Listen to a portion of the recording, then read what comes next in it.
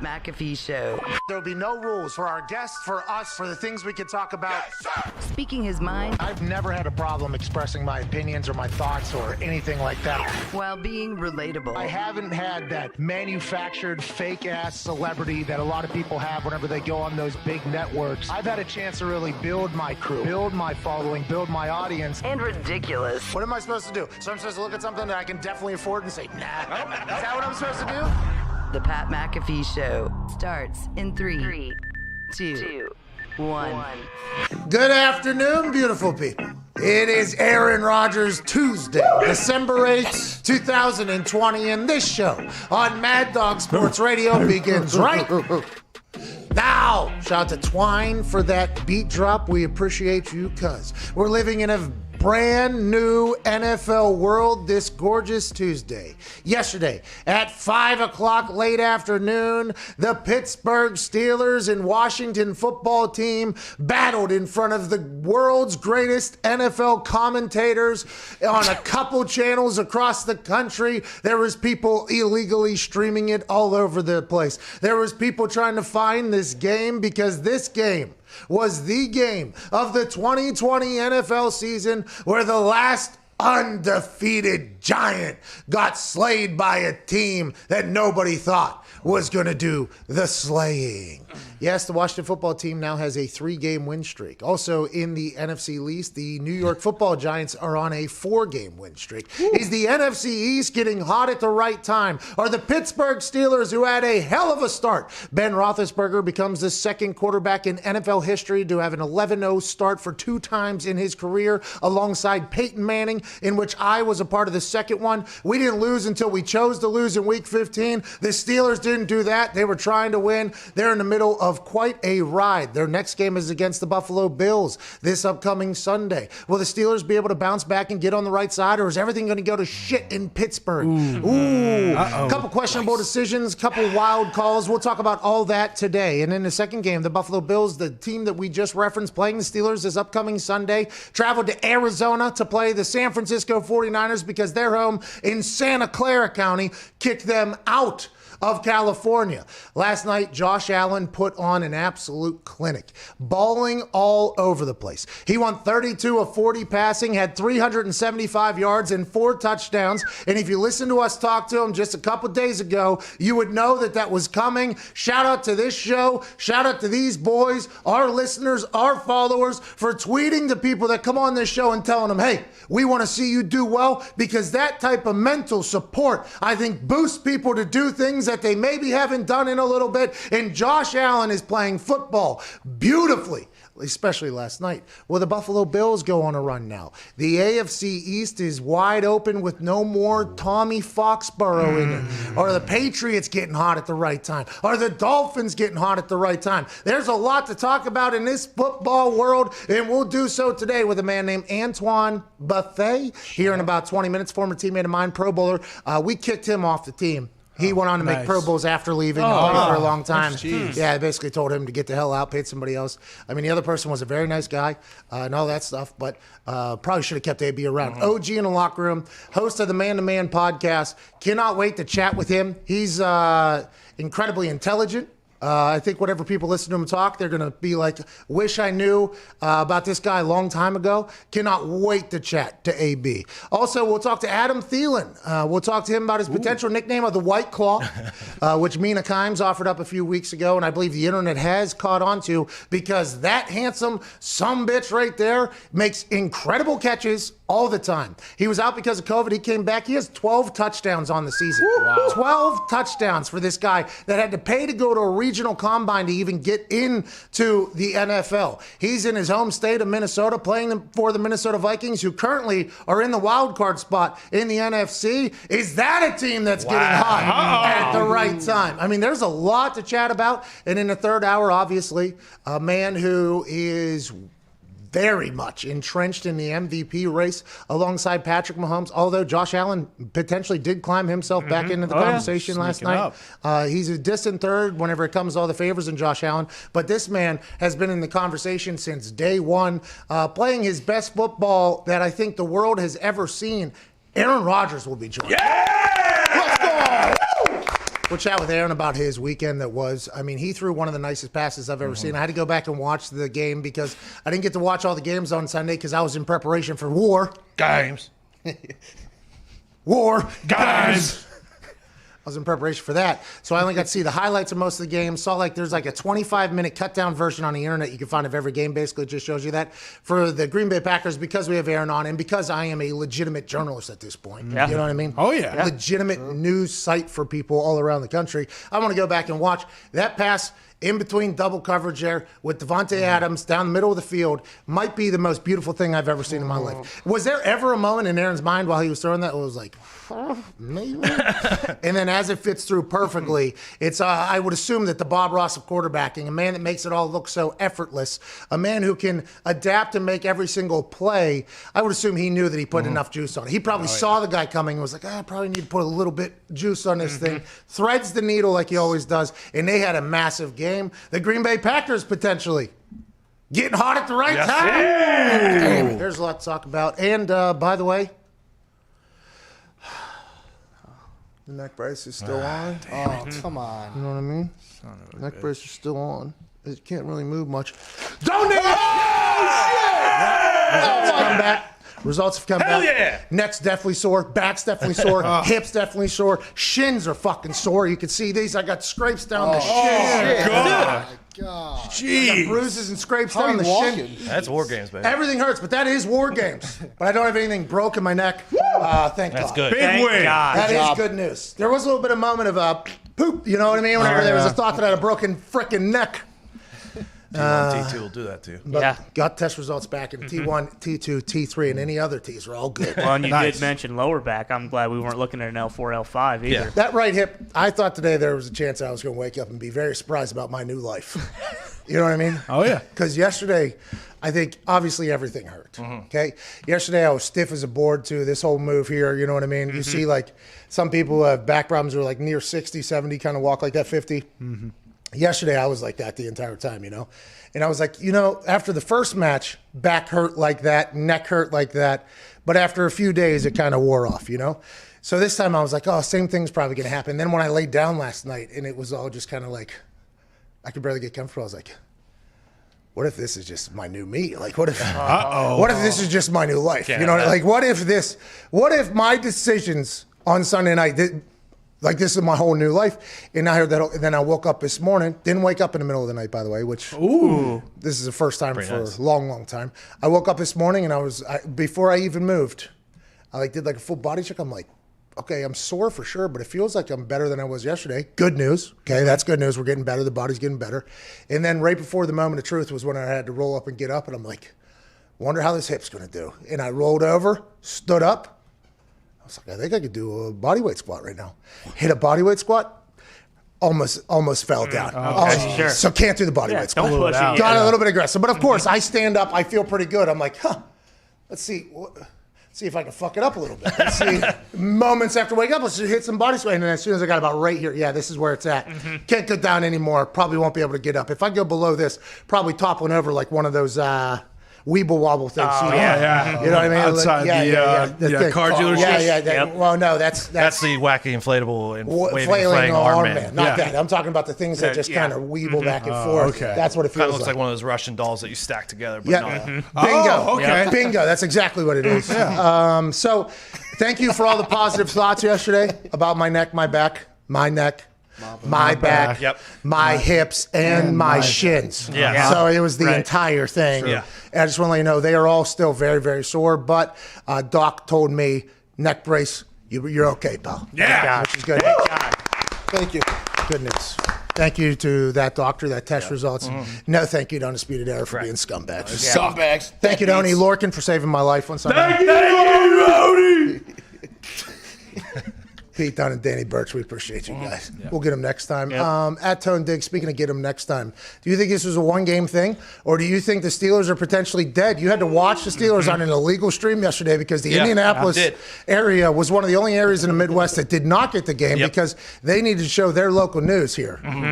which, was riveting. Yeah. There was a triple stabbing across the street from one of our friends, all of our friends. Cat stuck in tree. That was lead off. A cat was stuck in a tree. It was crazy. And that son of a bitch, listen, need to get that thing down, okay? It's about to get pretty chilly. So when that firefighter came in, seriously. by the way, big thanks to the firefighter. Thank you.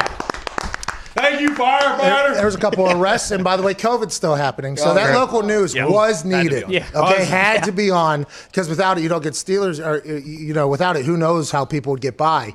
But you had to illegally stream the game. You watched the game. Steelers lose. Are you at the point as a fan where you're like, okay, I'm tired of having to deal with, are they going to continue to be undefeated? Or are you at the point where it's like, Washington football team, although they have won 3 games in a row at this point, and they're in the conversation for hosting a playoff game, which is a big deal. And Alex Smith, he, yesterday almost had a couple legs. You know what I mean? Had a couple leg conversations. That thing was just profusely bleeding from his shin. They wrapped it with some pre-wrap or whatever. We'll keep it moving. It's just a cleat. Don't worry about that. Are you worried at all, or do you feel like this is a good thing? Because that thing was bleeding heavily. Oh, yeah. That was a lot of blood. That wasn't like old buddy that had that little bit of blood. Kurt Schilling. No, that thing was just and the natural. Looking at the picture now, obviously, it's obvious it's not the leg that they had to completely redo. Yeah. But your immediate thought is like, oh, one of the stitches busted, like one of the, and they're like the hamstring. And then they finally say, yeah, the hamstring. That's his shin. They're like, no, it's his other leg. It's like, well, damn, that sucks for him. He's got both legs now. But are you thinking to yourself, this is good news, bad news? Where's your headspace at right now, Tone Diggs, as a diehard Pittsburgh Steeler? Pat, can I call you Pat? Yeah, dude. I appreciate you doing that, by the way, asking me. First, thank you for calling me Pat. Probably 33 years of my existence now at this point. But first and foremost, I do want to thank you because it's an honor being on the show. Oh, okay. Thank you. Nice. You're welcome. Thank you. Nice, Tony. By the way, it's an honor. No, thank you for being on the show. Oh, yeah, thank you. And one of the honors of being on the show is being a part of Aaron Rodgers Tuesday. Okay? Yeah. Amen. Yep. Not Overreaction Tuesday, Aaron Rodgers Tuesday. That's right. And to quote the great Aaron Rodgers, RELAX. Relax. Spell it. Yeah. And that's what I was able to do last night. It felt like 1,000,000 pounds was taken off of my shoulders. Good for you, man. That's a lot of pounds, by the way. Diggs has been doing leg day. Diggs has been doing leg day. I haven't slept that good since probably around week 8. Really? Yeah. Like an incredible weight was lifted off. And last time I checked, Lombardis aren't won in week 13. No, they are not. Not at 5 o'clock in the afternoon. Not at 5 o'clock in the afternoon. No way. And last time I checked, all 3 Super Bowls that the Steelers have been to in my lifetime, everyone undefeated one time. Not once, by the way. Nobody's ever won. Nobody other than those Dolphins that have Brian Greasy's dad playing quarterback, which makes a lot more sense for a lot of decisions that are made, doesn't it? Yeah, we all learned that yesterday. But you're right. There's only been 101 years that league's been around. One time. And I think the Steelers will have a similar reaction that I did. I think it's going to be a loose week. I think Mike Tomlin might pull Herman Boone, and instead of practicing tomorrow, remember the Titans, he's going to take the Steelers, and they're going to run down to the closest steel mill. They're going to go in that steel mill. They're going to watch those men work. Amen. He's going to show those boys what this city, what Pittsburgh was built on. The blood, sweat, and tears that built this city. This is how it was done. Hey, the adversity that these people were going through back then is the same adversity that we're going through. Exactly. If he does, I think that's going to loosen up the boys. I think maybe they change their entrance into the game the next time. I'm not sure. The one thing I am sure is Ben Roethlisberger, he doesn't care about undefeated season. No, he doesn't. Both of those, by the way. TJ Watt doesn't care about an undefeated season. No way! What I am sure about is both those guys and the whole rest of the team cares about getting another Lombardi that they walk by every single day. They walk by 6 of them every single day. 6. We want more of those. Yeah. And I know this team, this team will not go down without a fight. Yeah, you're damn right. They will not go quietly into the night. No! See you in the playoffs. What a build-up. This roller coaster sucks. Just get on the ride. We're so, hey, congratulations, Tone. Thank you, Tone. Thank you, Tone. Man, that was quite a ride. Honestly, you took us on a trip there. I feel like I'm still in the steel mill. Yeah, by the way, I was walking in the steel mill a little bit there. Then I was walking down the hallway looking at the 6 Lombardis, thinking of TJ Watt walking by there and going, I want one of those for me. Exactly. Going into the whole thing I was there, and then see you in the playoffs. See you there. In all honesty, probably going to need to run the ball a little bit better. Potentially, yeah. Amen. Yeah, potentially. Maybe a little better in the red zone. But hey, week 13. And maybe on short yardage. Yeah. Feels like that's a bit problematic. We'll figure it out. Maybe catch the ball. Bro, what were they? I agree. They have the most drops, I guess, in the NFL since week something. And number 2 team is the Colts. So, yeah, most drop passes since week 12? Oh, that's last week. They were trying to say how many drop passes there was this week. Kind of cleverly. The most drop passes this past weekend with a game still to be played, by the way. Steelers had 13 drops yesterday. I believe they had 8 last week and 5 yesterday. Oh, I think. So they're really just so the stat there. Yeah. Pro Football Focus, we like Pro Football. And that's a fact. Those are the numbers. It is a stat. Hey, they're just reporting them. Can't argue numbers, but yeah, there was a lot of drop balls. Washington had some drop balls too yesterday. Yeah, they did. It felt like that at the beginning there was these 2 series where it was like 3 drop balls, 3 drop balls, 3 drop balls, and they just kind of bounced back and forth. There were some interesting decisions made. I think if you're going to have that kid come be the kicker for the Steelers, like you got to expect him at least be able to make a 45-yard field goal.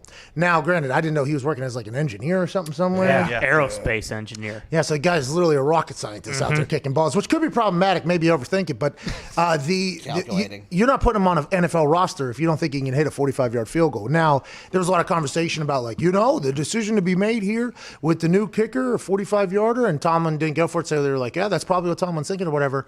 And Tomlin obviously knows that kicker a lot better than we do, but if you're going to be in the NFL, your team should at least think that you can make a 45-yard fucking field goal. So that was an interesting thing to me.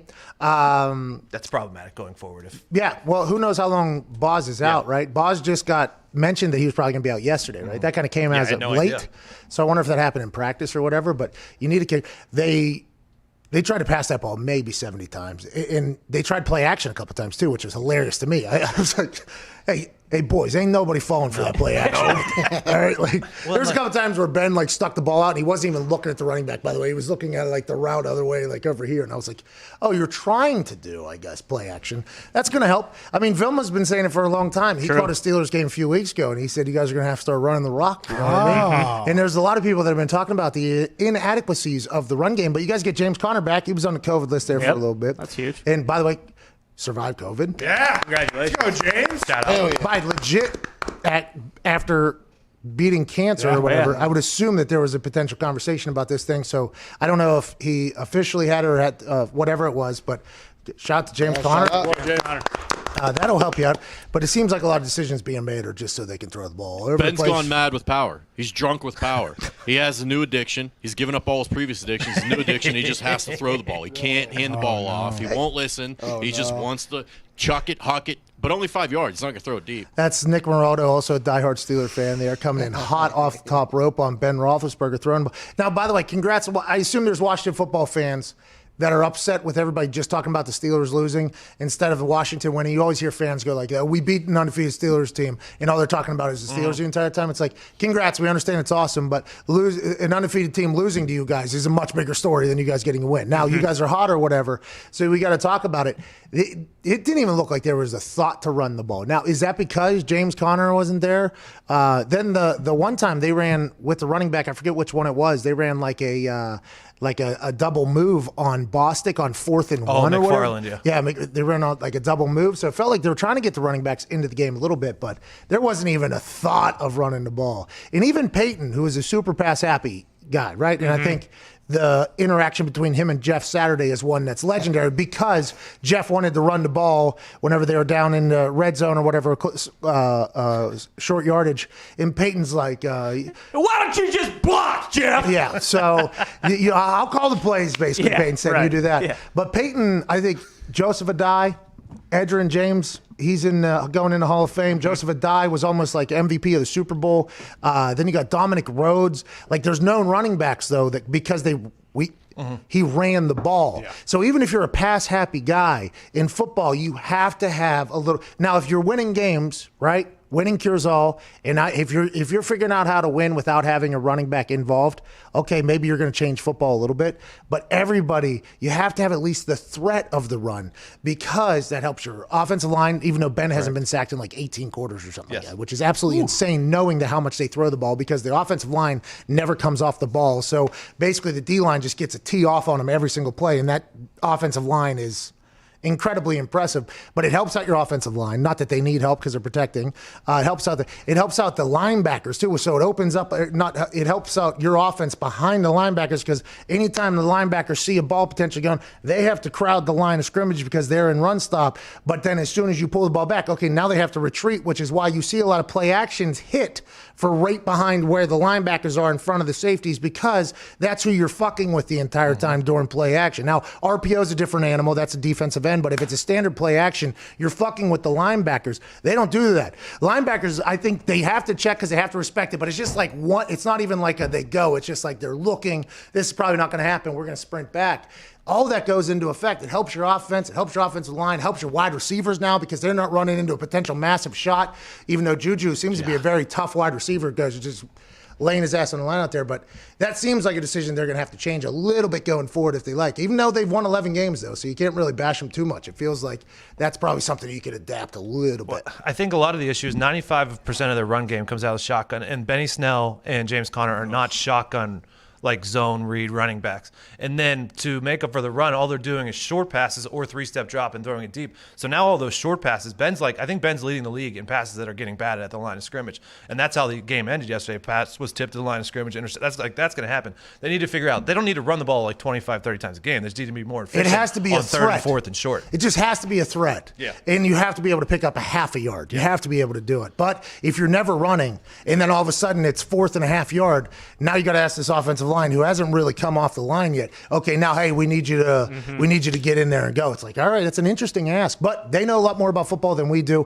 A guy who's going to be joining us on the other side knows a lot more football than all of us. Antoine Bethea at Boston Connors here. Ty Schmidt is here. At Viva Lazito's here with a poll. It's who would you fear most in the NFC East if they were to make playoffs? Who's leading the poll right now? Oh yeah, right now who's leading is Washington team with 56%. Okay. Giants 36.4%. Cowboys 4%. Eagles 3.6%. What NFC East team would you be scared to see in the playoffs? Washington football team, what have you done for me lately, as in yesterday, as opposed to on Sunday, because the Giants just beat the fucking Seahawks. Yeah.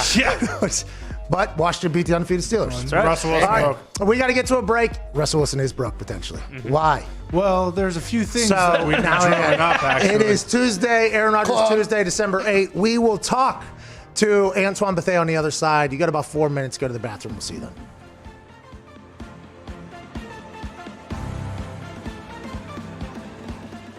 There's a lot of steam on San Francisco. I don't see it.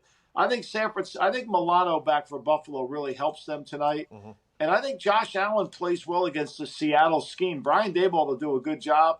And, they're back at the scene of their where they lost the Hail Mary play. Mm-hmm. I think they've been in the stadium. They're comfortable. I think Buffalo's a better team than they're getting credit for if Josh Allen plays to the level he can play. This feels like an overreaction to the Niners beating the Rams, getting Debo back, getting Ayuk back tonight. What are you taking? I mean, Josh Allen as a dog, 12-7-2 against the spread. As a road dog, 8-3-2 against the spread. I'll take the points and the Bills. Okay. You shook off the first The first one wasn't that good. I didn't think the numbers were that good, but that second one was big. Josh Allen just came on the show. I'm riding with him. Let's go. Hey, by the way, Mason jar, real crowd pleaser last week whenever you were drinking out of that. I'm a big fan of that move. Is that just what your kitchen is? Just a bunch of mason jars and paper plates and stuff like mine? No, that's vodka, by the way. I heard you're a bad flip cup player. That makes no sense at all because with how good you are at throwing a football. Again, that's a total lie. Graham Harrell had no idea how to play flip cup. Oh, okay. You got back to your trash talking about wrestling that I saw. I thought maybe you're going to call out AJ to be a partner of yours and get him involved. He's long wanted to follow in the footsteps of his heroes like Macho Man, Randy Savage, Hulk Hogan. I mean, he's done probably as many drugs as those guys. So. The reaction to your Zoom conference call where you were asked about defenses figuring out your offense and you said 1 of 5 or whatever, the reaction was awesome. It was like, Aaron Rodgers is in a bad mood. Mm-hmm. Aaron Rodgers is moody. This is what happens when Aaron Rodgers loses games. He's moody. When you sit there and you say something like that and you watch the world react to it, what are your immediate thoughts? I didn't see a lot of the reactions, to be honest, Pat. I really didn't. I will address, last Wednesday. I think it was one of the poorest set of questions that I've received all year. You know, those people got a job to do. We were 4-1, and I think I've been really good on those. Try and be as thoughtful as possible. But I thought, you know, some of the questions were just poor questions. Aaron, can it sometimes hinder a quarterback if you have a stud receiver that you are thinking like, hey, I got to go to this guy? I don't know. I don't think any quarterback looks at it like that. I really don't. I just think that's the wrong way to play if you are. You know, I just think that there's certain guys who just have that special star quality, like Julio, you know, so you do feed them, you know, intentionally sometimes, because they have usually a bigger catch radius. They have the ability to run more routes. There's been times in my career where I need a play, and it happened in the Super Bowl. You know, I felt like we were just a little bit off. I was maybe running a little high emotionally, and we called a screen pass on 3rd and 1, and I alerted the go route outside of Jordy Nelson for a touchdown, and that settled me down. I think it settled our offense down, and we went on to win the game. A fake-ass celebrity that a lot of people have whenever they go on those big networks.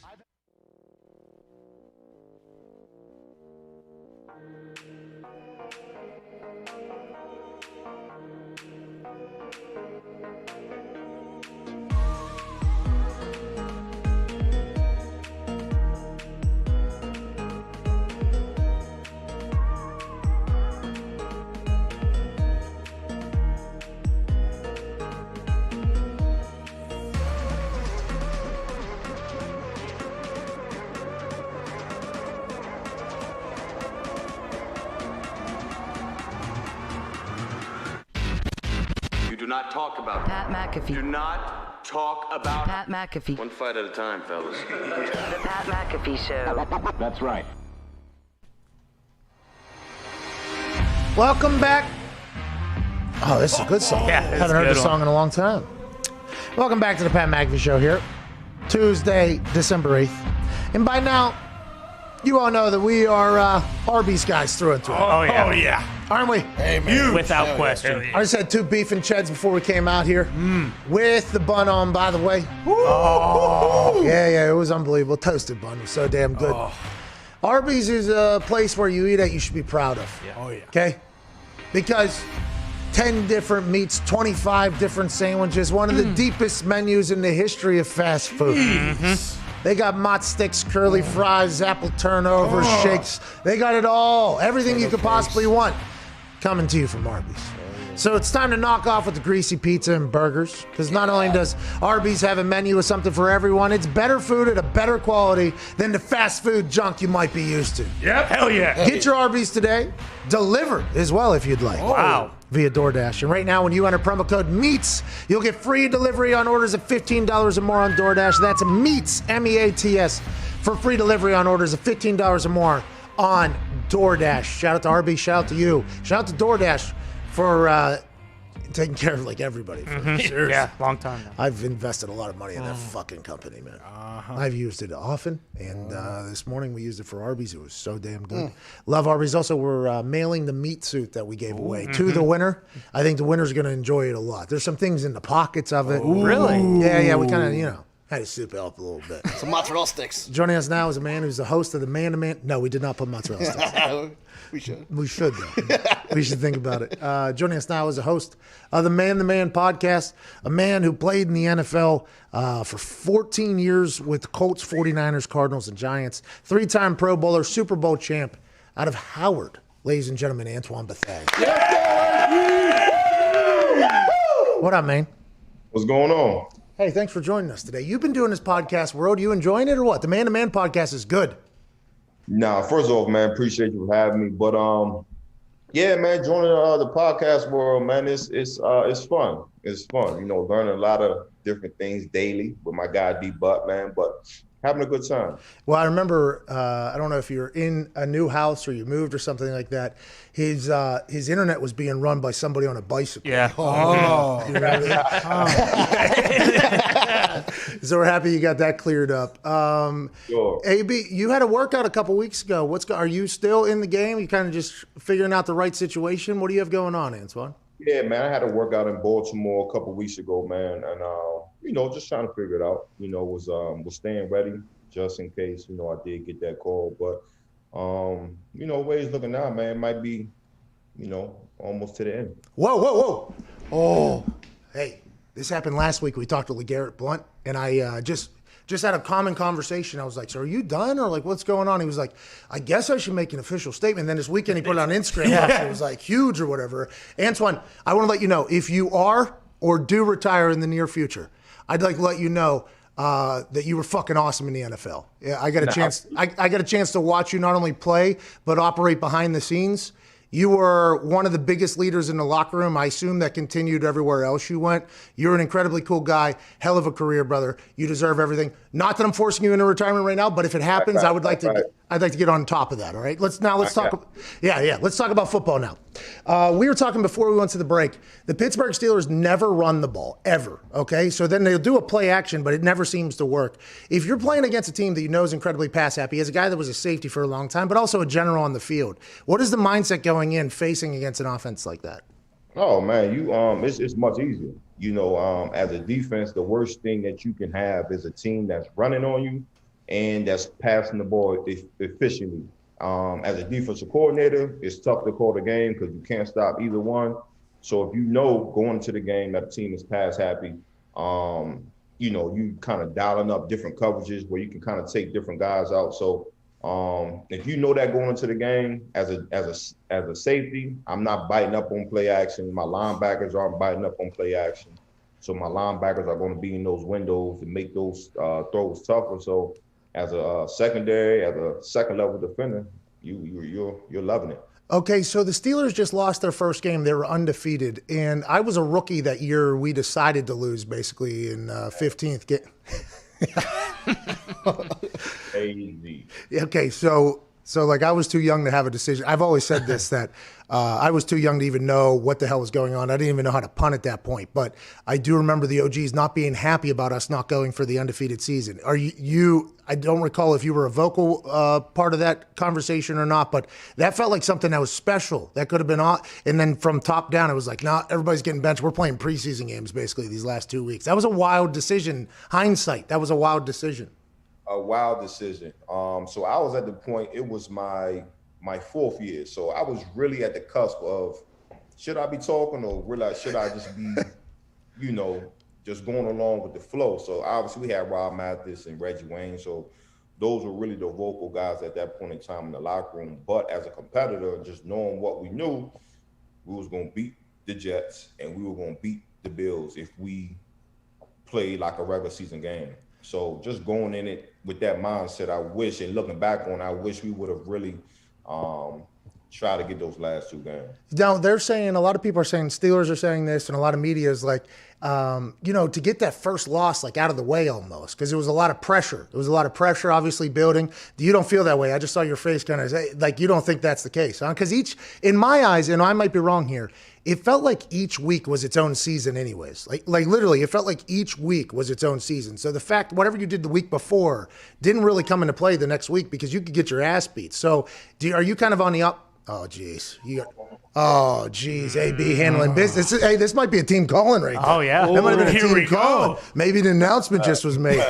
But you don't buy into the thought that it was good for them to lose because it's like a weight off of their shoulders? I mean, you can say that, but you're going in prepared each week to win the game. So you're 11-0.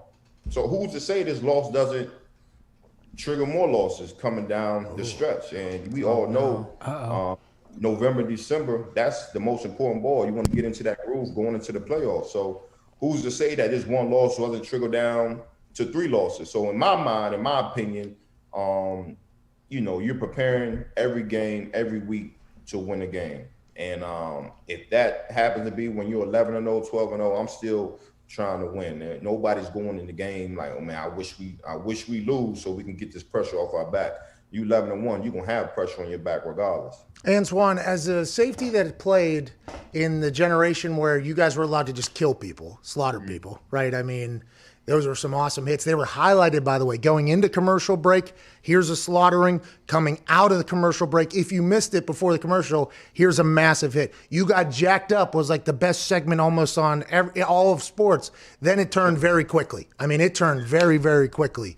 Now with the way the game is, Do you think like your position, safety position, and linebackers and all that stuff, it is just like it's much more difficult now. So you were in the world, you made the transition. How much harder was it to play play defensive football after all the rules were made after Dr. Will Smith's movie? It was tough, man. And watching the game now was tough because, as we all know, the game is played at a high level, and the speed of the game is unmatched. And even just the guys coming into the game now, you're looking at DK, you're looking at Chase Claypool with these type of receivers, man. Like, as a DB, I was 5'11", 200 pounds. So you can just imagine, like, 80% of the guys I'm going up against are bigger than me. So for me, it's like, I can't always calculate how I'm going to hit this person. It's like, I got to beat on them. I'm going to do what I need to do. And now you can kind of see where guys are like second guessing themselves. And you never want to second guess yourself on a football field. That's where injuries occur.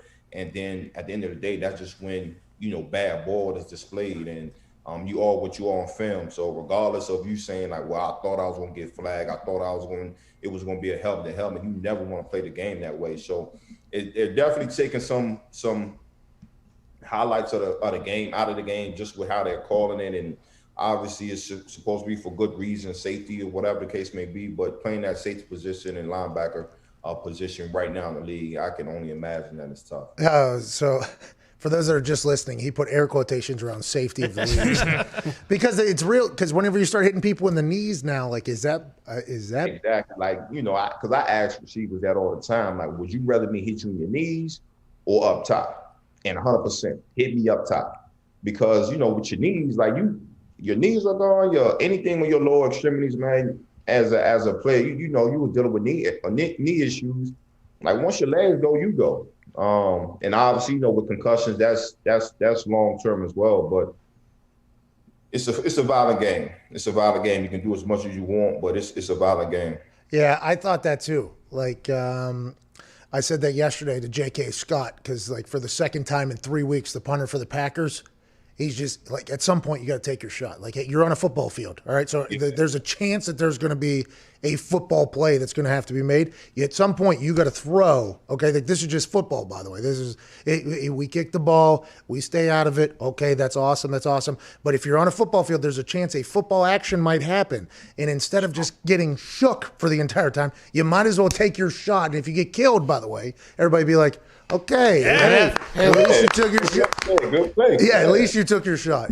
Connor, what do you got? Antoine, the Jets lost on the last play of the game against the Raiders the other day. And as someone in the secondary, if you were to get a cover zero call, would you smack your D coordinator in the mouth, a la Greg Williams, or do you just kind of ride with it and just let the cards be as they at may? that point in time, 7 years in, I'm switching the call.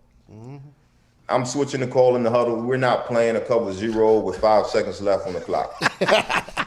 We're not going to do that. And it's something that, as a veteran, it's like you're a coach on the field. That's what they always say. Like, you're the coach on the field. So if that was called 5 seconds left, I'm definitely switching that play, because we work on that play.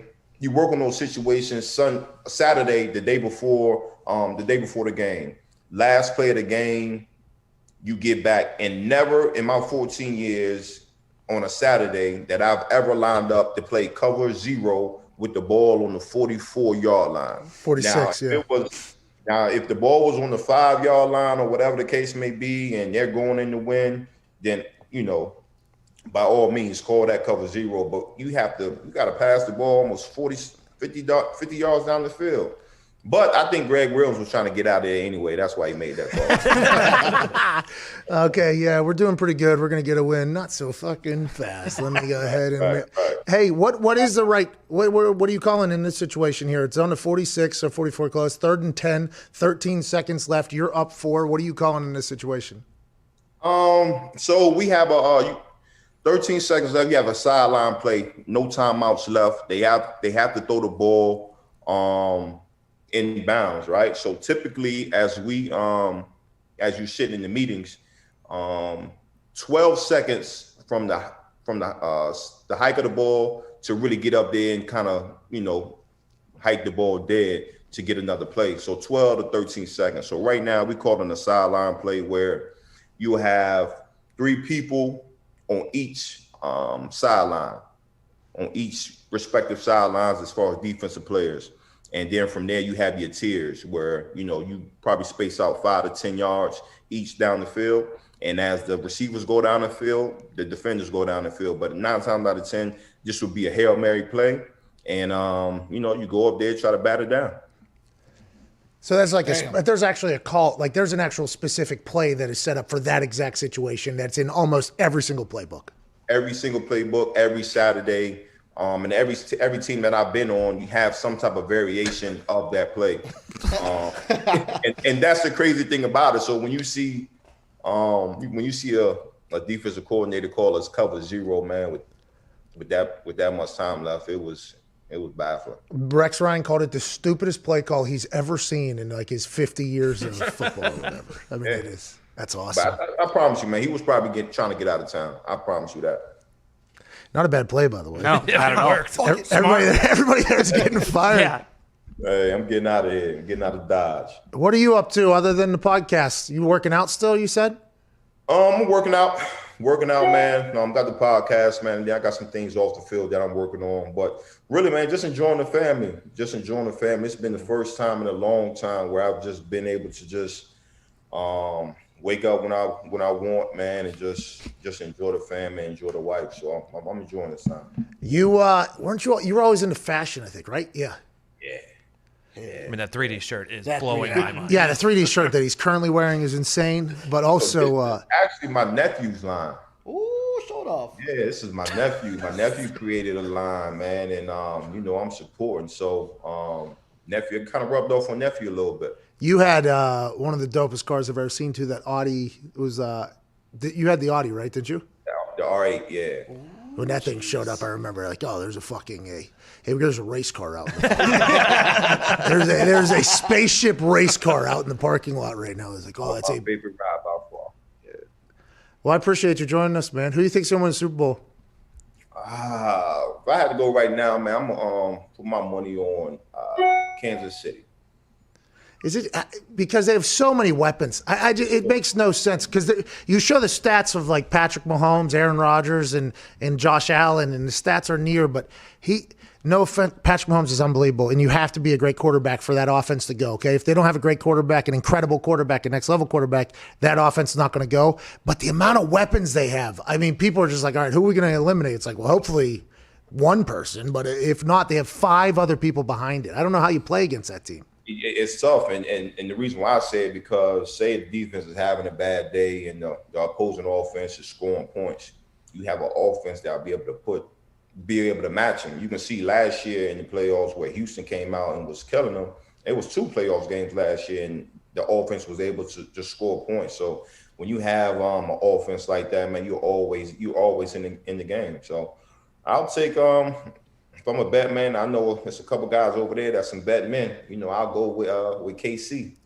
I think those odds. I don't know if the odds. The field is getting. It's Kansas City is favored by a lot, and then the field at some point has a pretty good bet. It's 31 other teams, which really not 31 at this point. It's only like 8 other teams at this point. They can really get in there. Yeah, the Chiefs are the favorites at plus 220, and then the Saints are next at plus 550, and then. Hey, he's still making good money there at plus 220 though. You can get some good money on that. Yeah. So I'll go with the Chiefs. Hell yeah, smart. That's a good pick. Ladies and gentlemen, host of the Man to Man podcast, Antoine Bethea. Hey, he used to kill people. Oh, very good. Yeah, he was awesome. For a long time. Locker room, hilarious too. Like, hilarious human in the locker room. Just leader. Whenever he talked, everybody listened. That's why whenever we got rid of him, everybody was like, this is like one of our guys here. Like, this is our guy. I think he was 6th round pick at Howard, I think. He was dominant. Is he part of the mural that got painted over? I would assume, all? yeah, because he's part of that Super Bowl. Yeah, just figured. Paint his ass, cut him, and paint over his ass. That was a wild time to be alive right there. 6th round pick? Yep. Yeah, he was awesome. He was absolutely awesome. He was one of those guys that, like, so good at football, but so cool. That whole locker room was filled with him. Freeney was one. Like, wasn't him and Bob Sanders back here? I only got to see it once. Sanders. So I only got to see it one time. Iowa legend, obviously, from Erie, Pennsylvania, Bob Sanders. We got to see him last year because he was at Dwight Freeney's. He's still massive. Massive. Dude. Massive. He can play a game right now if he had to. He was sitting down at we had a suite up there, and there was like a bar, like a standing bar that behind the suites that you sit down at. And he was sitting at the end of one. He had his arms like in front of him like this. Still. Big Papa Pump, man. I mean, he was massive. He played. I only got to see him play football live when I was on the team with him there. I think one time.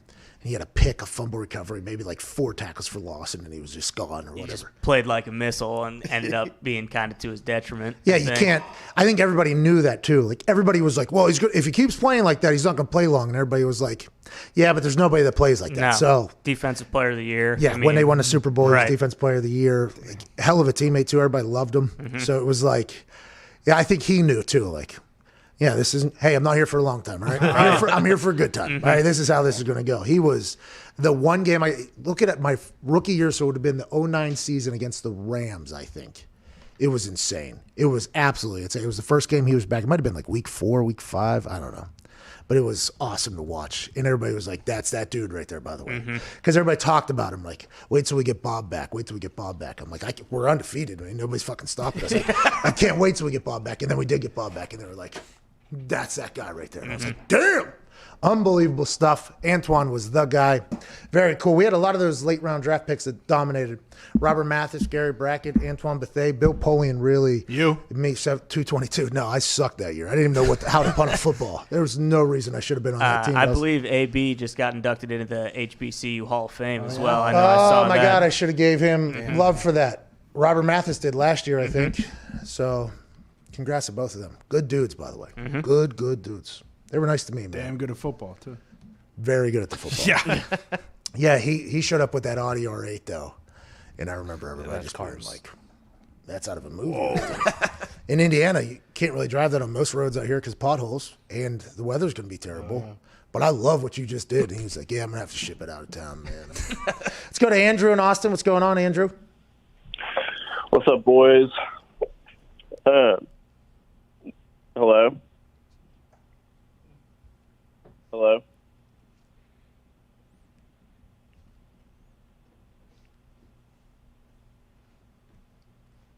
Hello? Pat? Boys? Anyone?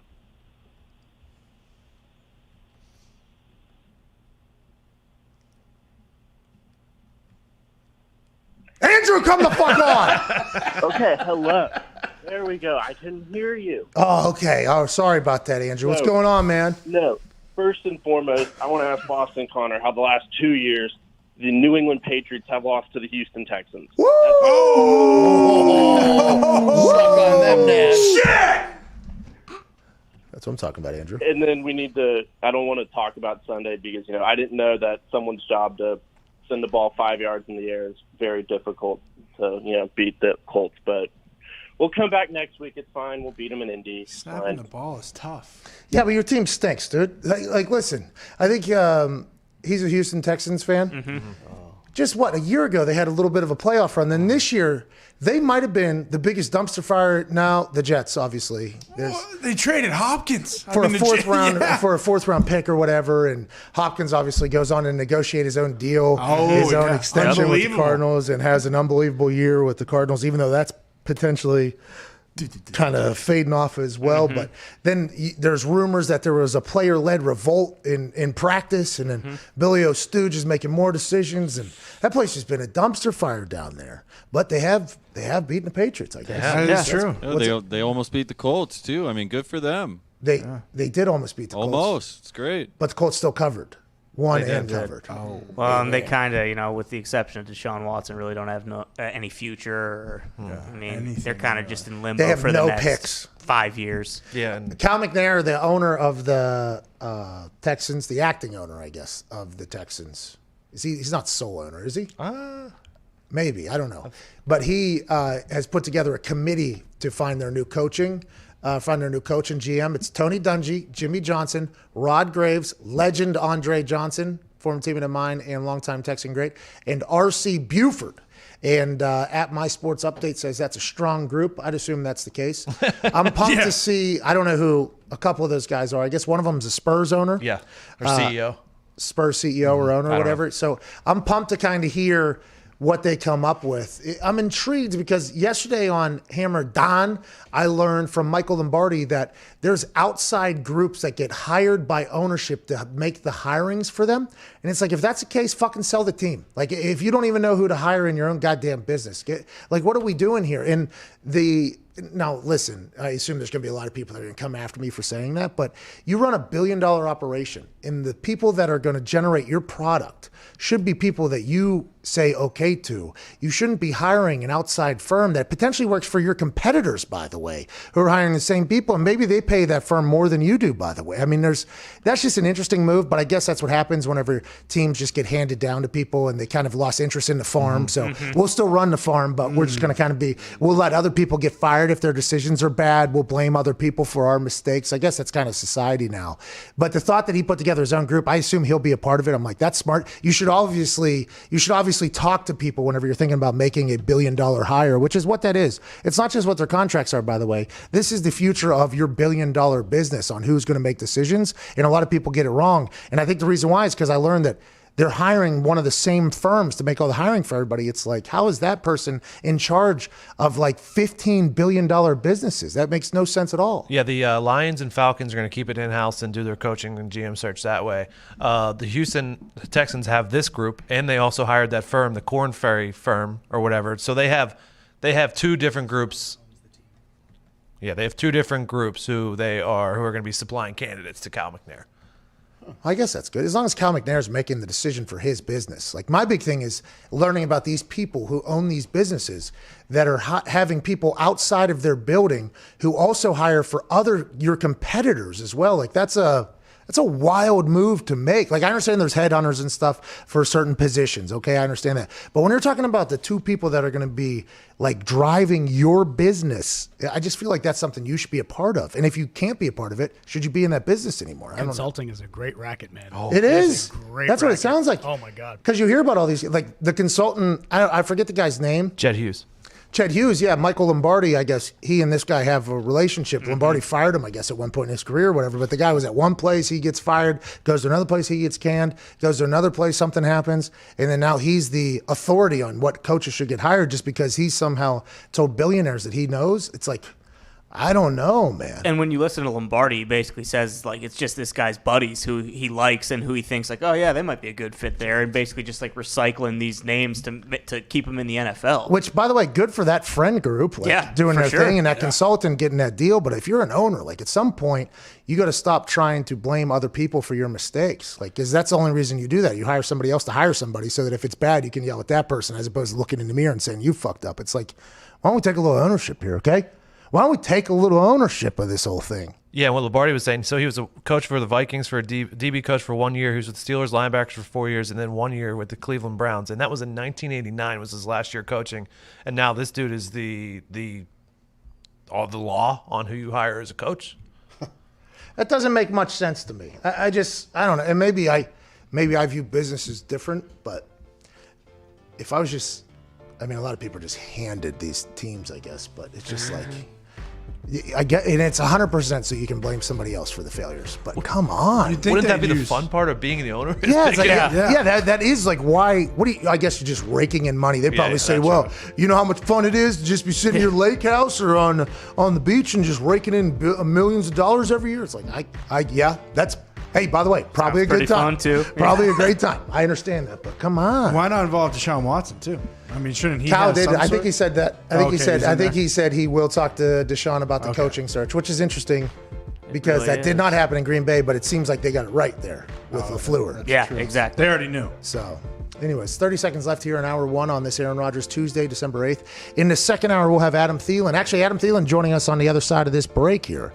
Can't wait to chat with him. Then Aaron Rodgers is about an hour and 10 minutes from now. Should be a good chat with him as well after another incredible performance by the man. You have about 6 minutes. Why don't you go take a shit and then come back here to SiriusXM Channel 82 Mad Dog Sports Radio. This is the Pat McAfee Show, dumbest show on air. Cheers. See you in 6 minutes.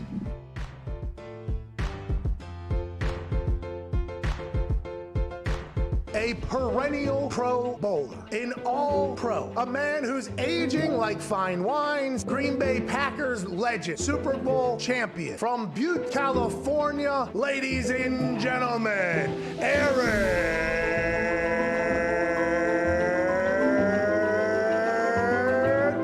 Rodgers! Please tell me that that's going to be a one-time thing. What is the longest you've ever thrown? Yeah, somewhere between 68 and 70, Pat. I don't know, right in that sweet spot. Oh, 69 yards is how far you threw it. Nice, congrats. Hell yeah! Hell yeah! Of course you have, by the way. Of course you have. That doesn't get you going for a game? Are you kidding me? No, but I have a funny Creed story. So, in 2007, we're playing the Dallas Cowboys on Thursday night. We're 10-1. I have long hair. I'm a backup, and before the game, we walked down the field, and I don't know if it was on purpose, but our intro song was Creed with Arms Wide Open. I looked to my buddy Nate Weir, who AJ knows Nate really well, and we both said this is going to be a good night. And that was the night I came in off the bench and played pretty well and kind of changed the narrative about me from, possible draft bust to, hey, this guy might be able to play, maybe. Thank you, Creed. Yeah! My kids say, like, oh, if they see him on TV, oh, there's Uncle Aaron, look at that. Oh, Dad, is that Uncle Aaron's dog? I'm like, nah, it's a prop dog. They're like, well, what happens to that? I was like, oh, I think he has it killed after What the hell's wrong with you? Like, oh, no, AJ! no. I noticed this past Sunday, you were smiling, shaking hands, giving a lot of high fives to the boys on the side. What have you seen in this old footage that has rejuvenated your love? Or is it something else about this 2020 season that seems to have you just in a better headspace? Why am I having so much fun? Bingo. I have just a new and increased love of life. And I've made decisions and changes and habits that put me in a lot better headspace. And there's just a lot of things that have come together in my life over the last few months that have really been enjoyable and reminded me, given me perspective on life and in football to view things through the most positive lens I possibly can. And that's why I'm having so much fun. And it starts with love. And then surround yourself with people that you really enjoy. This show is, to get sentimental, this show is just another step in that, because I love Age so much.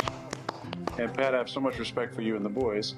Like, this was such a fun opportunity. And now I look forward to this every Tuesday.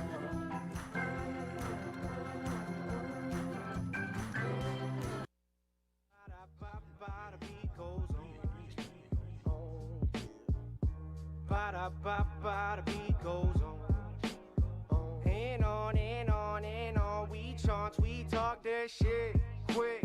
Walking in, kicking with the sticks. Teflon turbo hit the blitz. Bliss, fury from the fist. Hurry, sir, let's dip. Y'all stop while I'll finish. Pity pot, red patty on the track, spitting red vintage. Raw venom, short-winded Pulp Fiction. The post missing from the force driven. Authentic, the work ethic that concerns effort. A firm center off the curb better be. Cautiously when you rockin' with the beat. On the top, motherfucker, take the shoes up off your feet, kid. Free kicks could be Nike or Adidas. Speed kills, listen to the voice of reason. Deep breaths, yes, don't fight the feeling. Tick-tock, Papa Doc, time to leave, kid. Ba-da-ba-ba, the beat goes on. Ba-da-ba-ba, the beat goes on. Ba-da-ba-ba, the beat goes on. Ba-da-ba-ba, the beat goes on. Alright, here's what I'm talking about. You know what I'm saying? Hey, I've been feeling it, feeding off my confidence. Conscious, critical to content. A contest once I'm coming up with problems. Said I'll solve them, solve good men, criminal defense. Typical for the story of events that you're hearing these days. So sad, so stiff. My mama always told me there'll be days like this. So y'all should park up and spark another split. Catch me at the park, dog, I'm barking at your bitch. Mask off, fucking middle finger to the government. Give and go, get them son, show them what you're working with. Ba-da-ba-ba, the beat goes on. Ba-da-ba-ba, the beat goes on. Ba-da-ba-ba, the beat goes on. Ba-da-ba-ba, the beat goes on.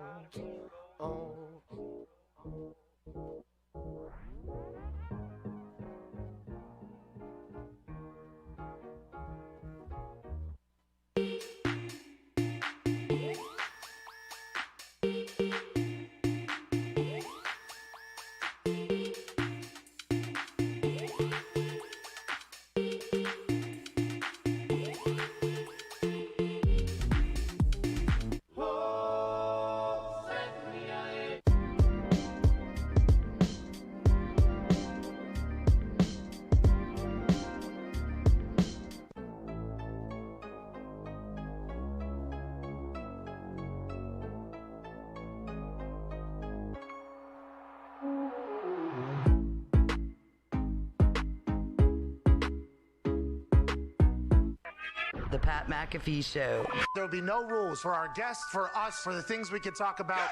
Speaking his mind. I've never had a problem expressing my opinions or my thoughts or anything like that. While being relatable. I haven't had that manufactured fake-ass celebrity that a lot of people have whenever they go on those big networks. I've had a chance to really build my crew, build my following, build my audience. And ridiculous. What am I supposed to do? So I'm supposed to look at something that I can definitely afford and say, nah. Is that what I'm supposed to do?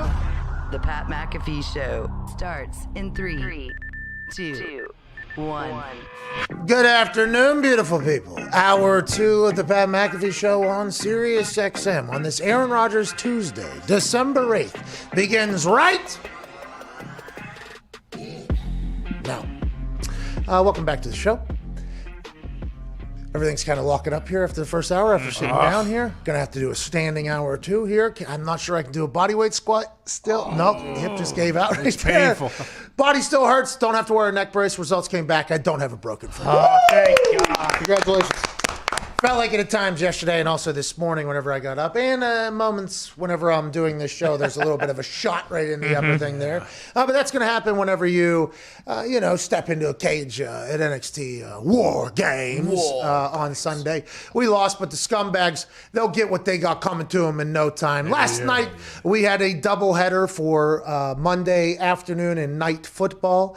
At 5 o'clock in Pittsburgh, Pennsylvania, the Pittsburgh Steelers hosted the Washington football team, and the Washington football team rode a 2-game win streak into the Monday afternoon affair, and they rode out of Pittsburgh with a 3-game win streak, toppling the undefeated Pittsburgh Steelers in a game that nobody could have seen coming, 23-17. Chase Young is a monster. Alex Smith cut his other leg, and the Washington football team could be problematic in the NFC playoff picture. Wow. New York football Giants also getting hot. I'll be excited to see what happens with the NFC East. The Pittsburgh Steelers, on the other hand, have to turn back around on Sunday and play against another team that got a win last night, which is the Buffalo Bills, who beat the San Francisco 49ers, who were kicked out of Santa Clara, California, and played the game in Phoenix, Arizona. Congrats to Josh Allen and the Bills, 34-24. Josh Allen threw for 375 yards, 4 touchdowns. Cole Beasley, who's an incredible rapper, 9 receptions, 130 yards, 1 touchdown. Diggs had 92 yards. And Mullins for the San Francisco 49ers in Arizona won 26-39, 316 yards, 3 touchdowns, 2 interceptions, though. See, scored tutties, give the ball away, kind of counteract each other. But a couple good games last night with a couple big-time storylines that could change. Are the Steelers dead because they can't run a football and everything like that? Or the Washington football team a much different team than what we thought they were? Are the Buffalo Bills getting hot like they were at the very beginning of the season, or in the middle of the season when they kind of fell off the conversation piece? They're 9-3, right into the thick of this thing in the AFC. And are the San Francisco 49ers going to remain completely defeated in their new home of Arizona for the next couple weeks? That was my question. Do you think it's going to take a toll on them? Yes. Living in a hotel for 3 weeks? Yeah. Yeah, because you're already in protocol, okay? Your life already stinks. All right, you're already getting tested every day. Now you got to live in a hotel in another state. I'd assume away from your family and everything like that. Yeah, I'd assume this is going to take a toll on it. I would assume the Kyle Shanahan's like these I think Kyle Shanahan is like old school coach mentality. Like, hey, I'll stay up all night and watch film and all that stuff, and we got to do what we got to do. But I would assume there's some private conversations between old John Lynch and Kyle Shanahan that's like, all right, we lose every player. We got COVID all over the place, and we just got kicked out of our own fucking city. I mean, this year can't get over fast enough for the San Francisco 49ers. I know it said a couple weeks ago that Jimmy Garoppolo was going to be out for a while with, like dealing with another high ankle sprain. Are they just like, all right, fuck it, he's done. We're done with him. Forever? Yeah. Oh, I don't know. I'll be excited to see. Because isn't it like in his best interest? I mean, I guess not if he's 100% healthy, but to like get back out there and prove that he can be the guy going forward. I don't know. Nobody knows what the injury is, the health thing. Who knows what's going on? But I completely forgot about that going into his injury. Now, T's and P's to his recovery and everything like that. The conversation was, is Jimmy G the quarterback of the future? I don't know. There's a lot of storylines right now. They're just probably trying to get back out of the fucking hotel and back home, I'd assume. Good luck to them next week. I believe they're in Arizona as well. Joining us now is a man in the NFC North. He had to go to a regional combine to get into the NFL. Since then, he has just been absolutely dominant. We talked to his quarterback last week. Today, we get a chance to chat with a man who's on a team that is hot. Ladies and gentlemen, he has 12 touchdowns this season, and I believe he had a bit of a COVID thing. Ladies and gentlemen, Adam Thielen. What's up, guys? Hey, did you have COVID? False positive? What was it? Oh my gosh, it was quite a mess of test results. If I got into it, it'd probably take up your whole show. But I obviously had to be out for 10 days. But and none of my family got it, so everybody was healthy and safe there, so that's good. Well, we're happy you survived. Okay, first things first, and your family survived. You've been dominant this year, man. And we talked to you earlier in the season where maybe the record wasn't sitting exactly where you guys wanted it to. Now you've stacked up some wins here as the season has gone on, and now we go into the fourth quarter or whatever, continuing the fourth quarter. But you have 12 touchdowns on the season. Did you know that as I was saying the introduction there? That's a lot of tuds, pal. You've been dancing in the paint this season. How's it feel? How's the body? How are the Vikings? It's well, first of all, before we get into that, I noticed yesterday that you had a neck brace on. I was watching the show, and I was waiting. I literally was watching the show for a while to hear the update. So you just drug me along to hear the update, and then I never heard anything. So now it's good.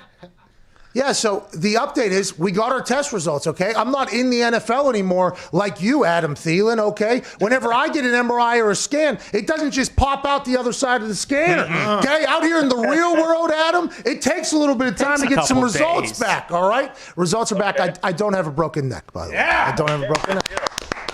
But I am sore. But I am very, very sore. I don't know how you guys get hit on a weekly basis and things like that. My body could not take it. I feel like my hip's potentially going to pop out at any time. But thank you for asking, Adam. That means a lot to me, man. Absolutely. I got to check on my guy. Yeah, I appreciate that. You've been dancing in the paint, though, a lot this year. What is that, just another year comfortable with Kirk Cousins? Is it because Justin Jefferson has also been having such a great year, so you guys are got a good thing going? Is it the offense? What is it you think this year? Yeah, I mean, well, first of all, I like to dance. I'm not good at it, but I like to dance. And then, Justin has made this dance extremely popular. Yeah, you got it down. I'm doing the Thielen. And so it's been kind of fun. But this week I was like, okay, I'm gonna hit this thing. Everybody's been making fun of me, like media, social media is killing me for it. I'm like, I'm gonna hit this week. So I hit it after I scored. And I come to the sideline. I'm like, guys, I hit it this time. Like, that was good. And they're like, no. That was really bad. That might have been your worst one ever. I'm like, okay. Did you know that Mina Kimes wants you to be called White Claw? And how do you feel about it? Don't feel great about it. Don't feel great about it. Why? Because there's much better options than that. Okay. All right. Well, you won't give yourself a nickname, obviously, but the thought of, it has been, I would like to let you know, White Claw has been gaining some steam on the internet. I'm sure you've seen it. It's been gaining some steam. So we have a thing within the locker room a little bit. We have things that we're up on and things we're down on. One of the main things that we're down on is self-proclaimed nicknames. Oh, smart. So I'm not going to get into that for sure. Smart. So you don't like White Claw because she said White Claw would be a great nickname for a white wide receiver, and everybody was like, Adam Thielen, white wide receiver, here we go. And then like 2 days later, you made that grab in the back of the end zone, one-handed, and while you were falling, you flipped it on your chest to make sure it was a little bit more sturdy. I don't think you were doing that to flex. I think you were trying to get that as secure as possible, and the internet was like, White because you clawed it, you see, and it was a white hand. White Claw is at it. That catch that you made, I was so impressed. Whenever you saw the film of you spinning the ball, did you even realize you did that in real life, or was that just something that you just did because you felt like you didn't have it securely? Yeah, I didn't realize it was as smooth as it looked on TV, but I was trying to I was trying to tuck it, and obviously didn't have enough time. So as I was spinning it to try to tuck it, I was like, oh shoot, I better secure this thing and lock it down. So, but yeah, it definitely looked a lot smoother when I saw the replay. So you have like one of those a week. It feels like you have an insane. Is that something you practice? How can you practice making insane catches? Because it's not like you can tell Kirk Cousins like, hey, I want you to miss me like 2 feet behind me so I can make hey Kirk, let's work for like 10 minutes on you missing targets. How do you practice that? Is that something you practice on, like uncomfortable, awkward catches, making sure you get in and everything like that? I think it's one of those things that I grew up. That's all I did in the backyard, right? Like we'd go in the backyard. My dad, when I was a kid, he would throw me into like a beanbag. Like I would just make diving catches, crazy catches, and that was like what I loved to do. So I think it's just kind of accumulated over the years of just a lot of practice. My son does it now. I literally, when I was at home for 10 days, I probably threw him over 5,000 footballs because that's all he wanted to do. And he like does these like awkward diving, like lands on his head, like shoulder, and I'm like, dude, you can stay on your feet, like it's all good, but it's a lot of fun. When you were home for 10 days, you had to work out at home, which helps now that you've made some money. But I would assume if this is happening to some young guys who are like in hotels or tiny apartments and they have to stay home, it probably is pretty difficult to stay fitness. How'd you stay for 10 days? Is a long time, by the way. I didn't know it was that long. What is it? You're just doing Zoom calls? So you're still in the meetings, right? You're still in the meetings, but everything else you just can't do anything? Yeah, it was definitely a long 10 days, but yeah, so I'm just in Zoom meetings, all that.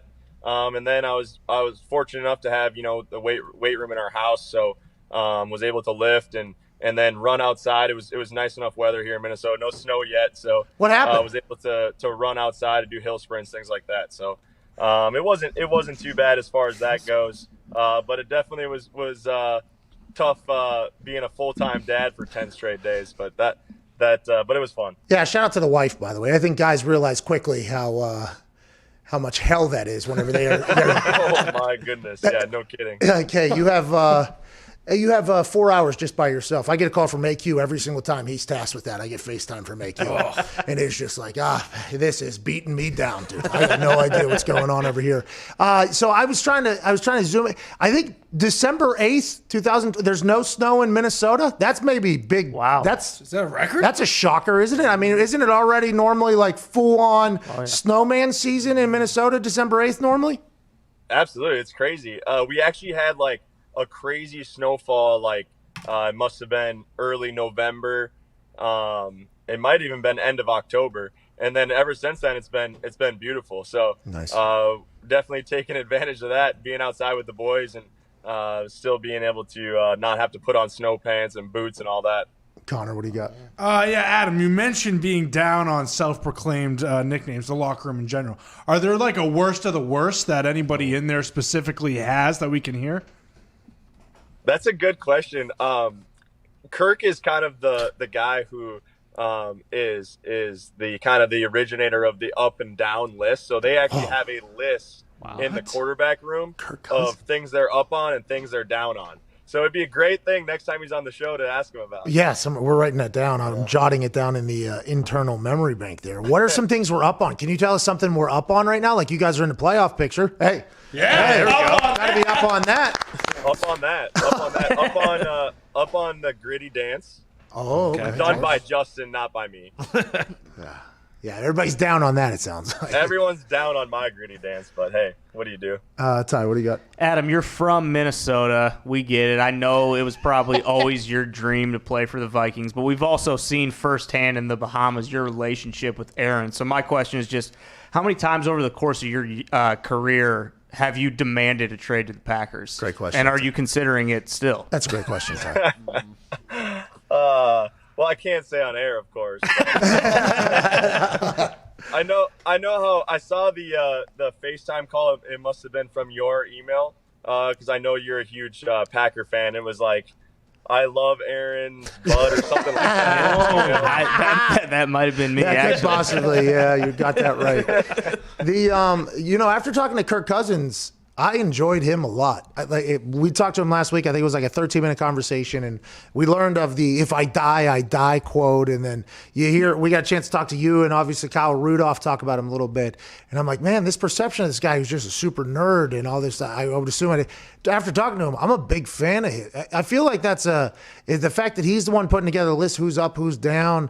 I mean, that's a big part of the locker room. Is that a main reason you think why he's had success over there? Because, I mean, obviously people talk about primetime Kirk and everything like that is something that's dead and long gone at this point. But that was a conversation piece for a while. And then early, you guys weren't winning as many games. So the conversation, like, is the Kirk Cousins era in Minnesota over? Like, has this been a failure? And now the team's kind of rallying back. Like, what are your thoughts on Kirk Cousins as a quarterback this year and how he's kind of handled everything?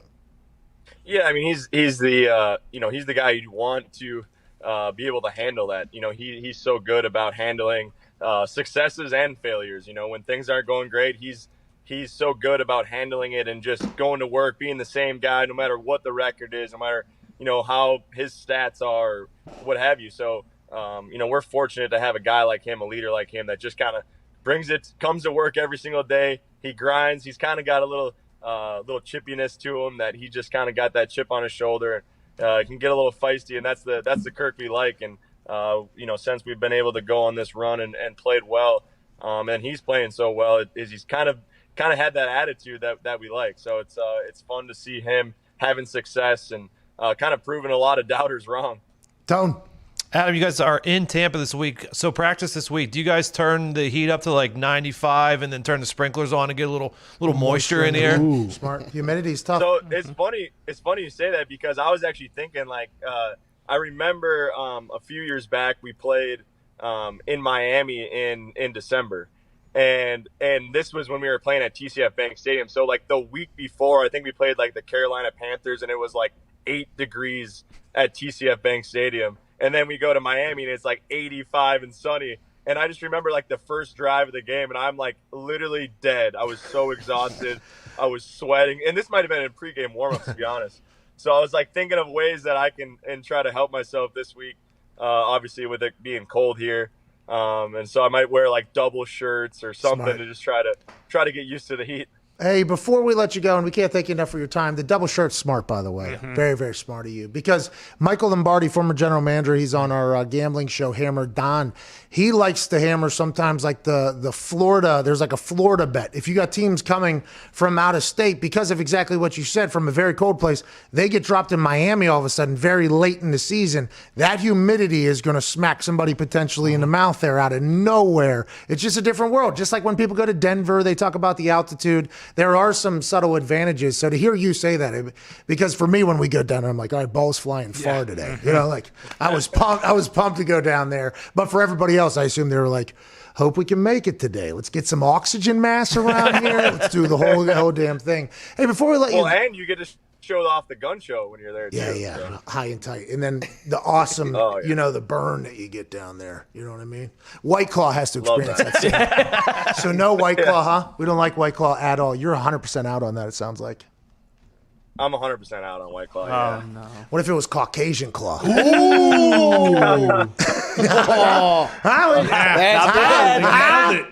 We could kind of... Hey, I watched you golf. We watch you golf. I watch you play the football. You learn your story about how you had to pay basically to try out to get in front of NFL scouts, which inevitably led to you being all pro and this dominant player. So, it's this competitive drive, it feels like, to get you going.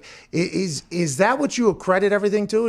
And have you always been this way? Are you just like, what's your mindset whenever you go into stuff? Is it like, I'm just going to compete here, try to be the best I can be? Has it always been that way? When did it come into play? Like, how are you the human that you are, you think? Deep question. That's really deep. But no, I think it came from when I was a kid. All I did was play sports. So, I mean, that's all I wanted to do. I played 4 sports throughout high school. Whatever season it was, that was my favorite sport that I wanted to play in college.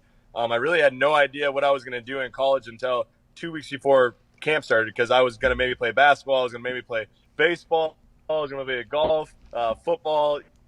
I had no idea just because I like sports so much. But I just love to compete. I love to play sports. I love to be around my teammates. In the locker room. There's just nothing better. And there's so many life lessons you can learn from sports. And that's why my wife and I, our foundation is we actually just started this new thing that's changed through sport, because sports have done so much for us and have really helped us,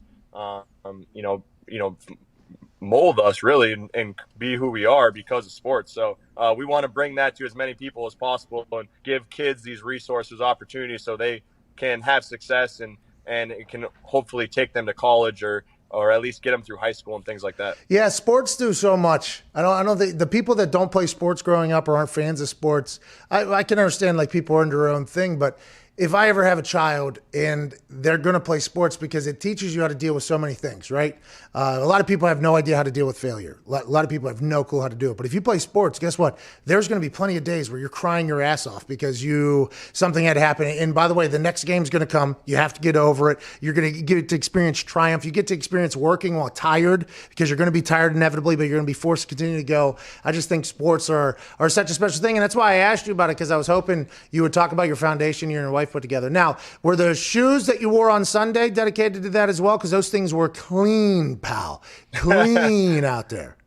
Yeah, they were. So, the first thing that we started with when we started our foundation, we kind of really didn't know exactly where we wanted to go. We knew we wanted to give back to this community. We're both from here, grew up here and went to college and now in the NFL.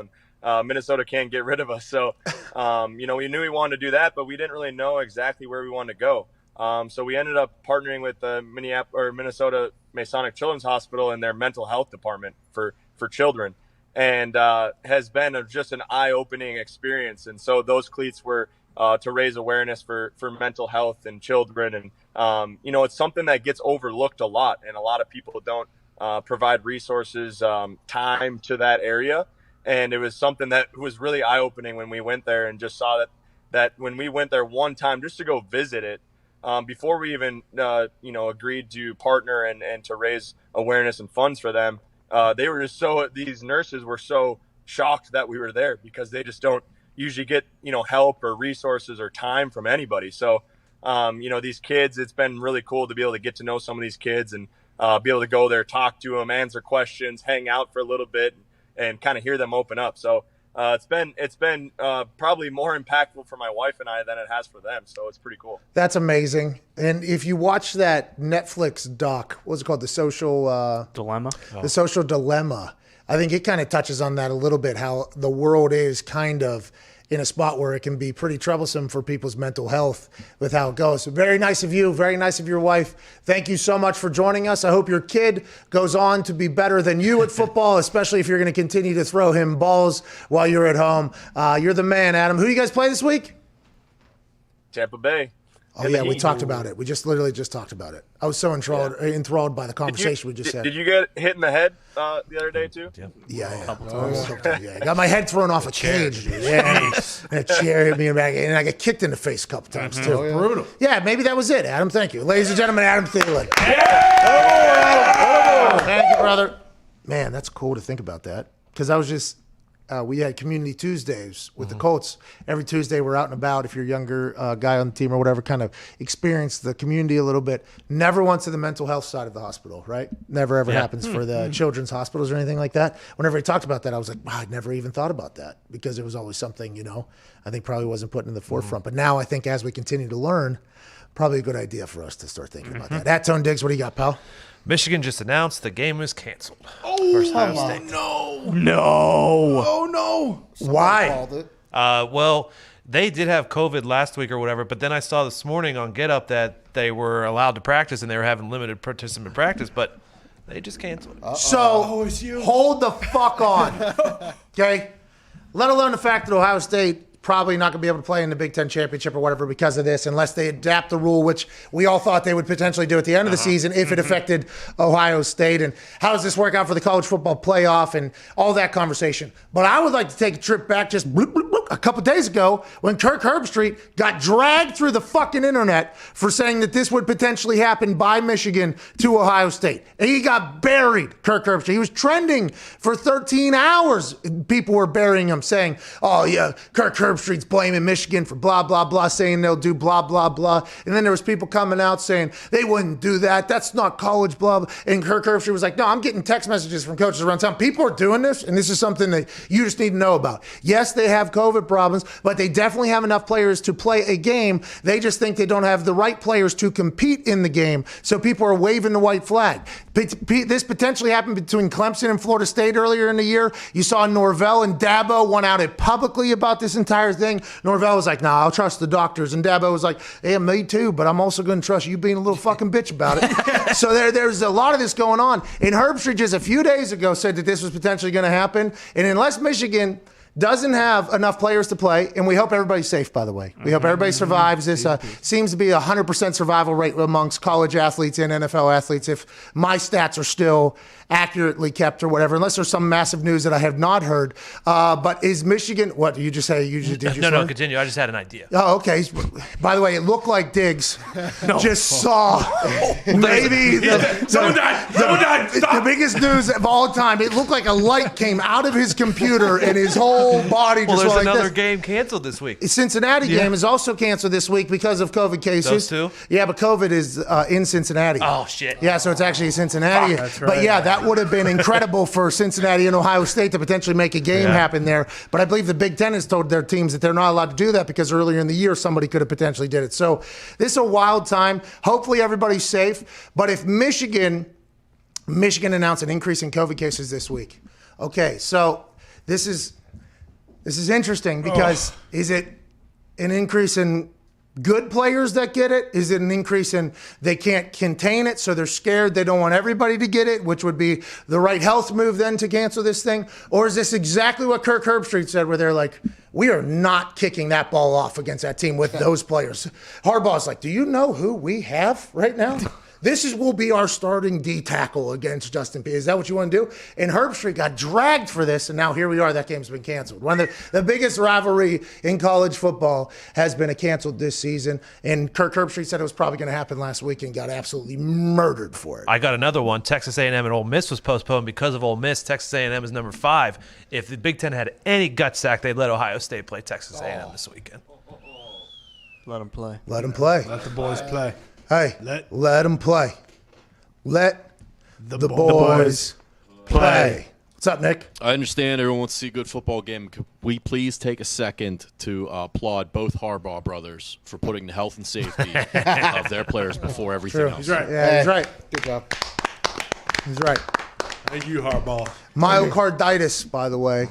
I believe it happens with any infection. I'm not 100% sure. I'm not a doctor, but that is something that a lot of these guys are going to have to worry about. The super anti-football people come after me every time I say it. There's been a 100% survival rate because I'm not thinking about 20 years into the future. But to be honest, I also I put headphones in my ears for 4 hours a day that are at max capacity. There's a chance that there's some radiation potential running it through my brain. I know it's beating the shit out of my eardrums. So 20 years from now, I might die from anything. But I do understand that this is potentially problematic down the road. But I would like to say in the college football and the NFL football world, 100% survival rate. Shout out to the boys. So at this point, does the Big Ten just basically say the hottest team in the Big Ten right now wins the Big Ten championship? I mean, you just gotta be Indiana. I was won 5 in a row, baby. It's gotta be Indiana. I was won 5 in a row. It's gotta be Indiana. Let the Hawks in. Let the Hawks in. No way. It's gotta be Indiana. Let them fly, baby. So what? Let's go Iowa, Indiana. Let's do it. Let's do it. You want Indiana? Yeah. No, you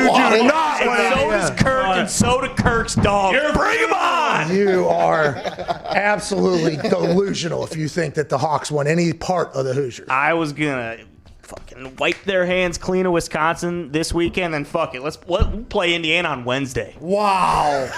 You don't even need a break. No. Let the boys play. Gumpy, you were gonna say something? I was just going to say somebody should have to play the Shiano man to get to the final. Yeah, it's true. We'll play him on Friday. Oh, shit. Three games, 6 days. The Hawks will do it. All right, we're back on the other side with some phone calls. I would like everybody to clear fucking Kirk Herbstreit's name off your Twitter account. Yep. Please.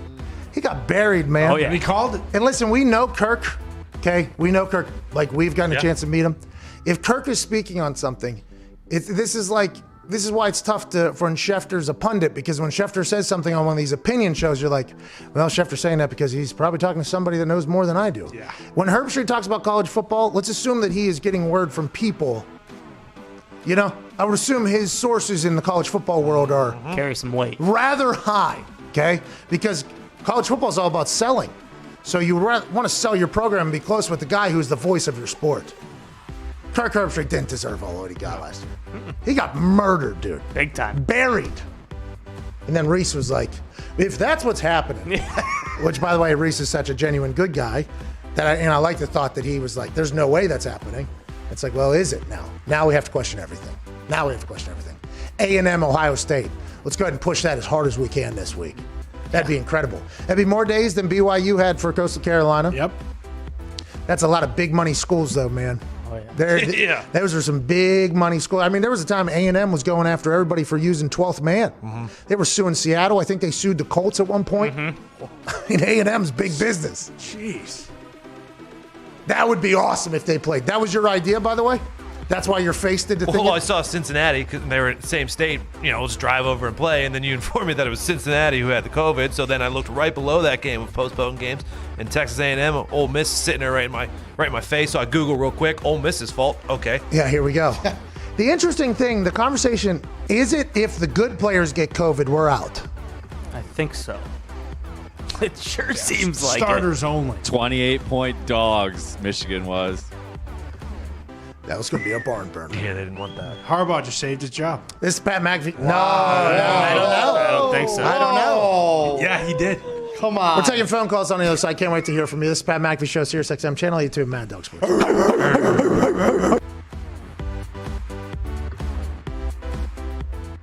Why is football the greatest sport on earth? And do you think football is the greatest sport on earth? And why do you like football?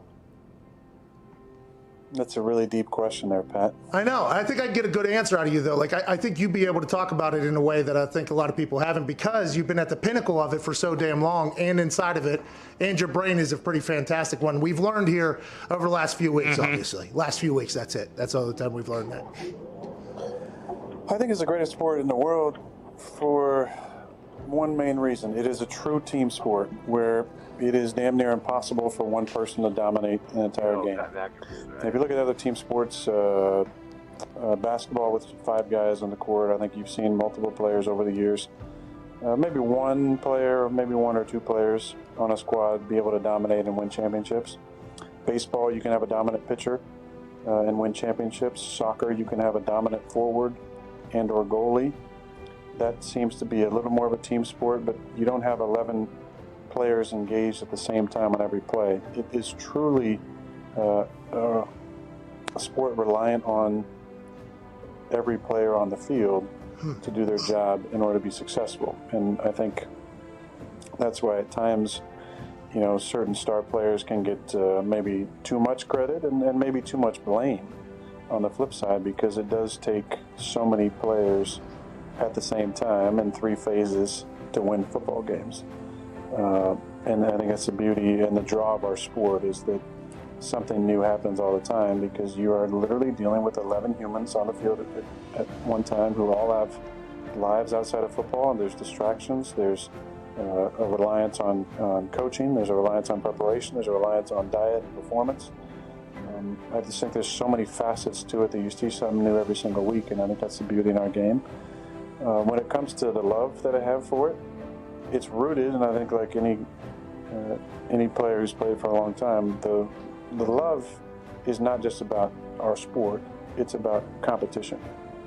And I think there's nothing in the world for me that fills that need and that hole I have like competition.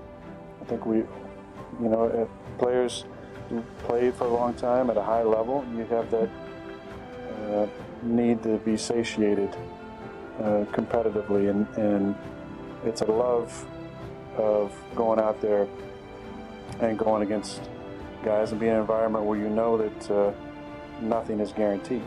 And that's why at times I've taken umbrage to people saying that it's easy, because it's not easy. It's never easy. And I think that's the beauty in our game, is that you see things new every single week. It's never easy. And your only thing you're guaranteed is the ability to compete. I love that aspect of it. I love competing. I love going out there and harnessing the fear of failure, where I think so many people who maybe don't love football as much, the root of that is a deep fear of failure, that you might go out there and your best might not be good enough, and that's not okay with you.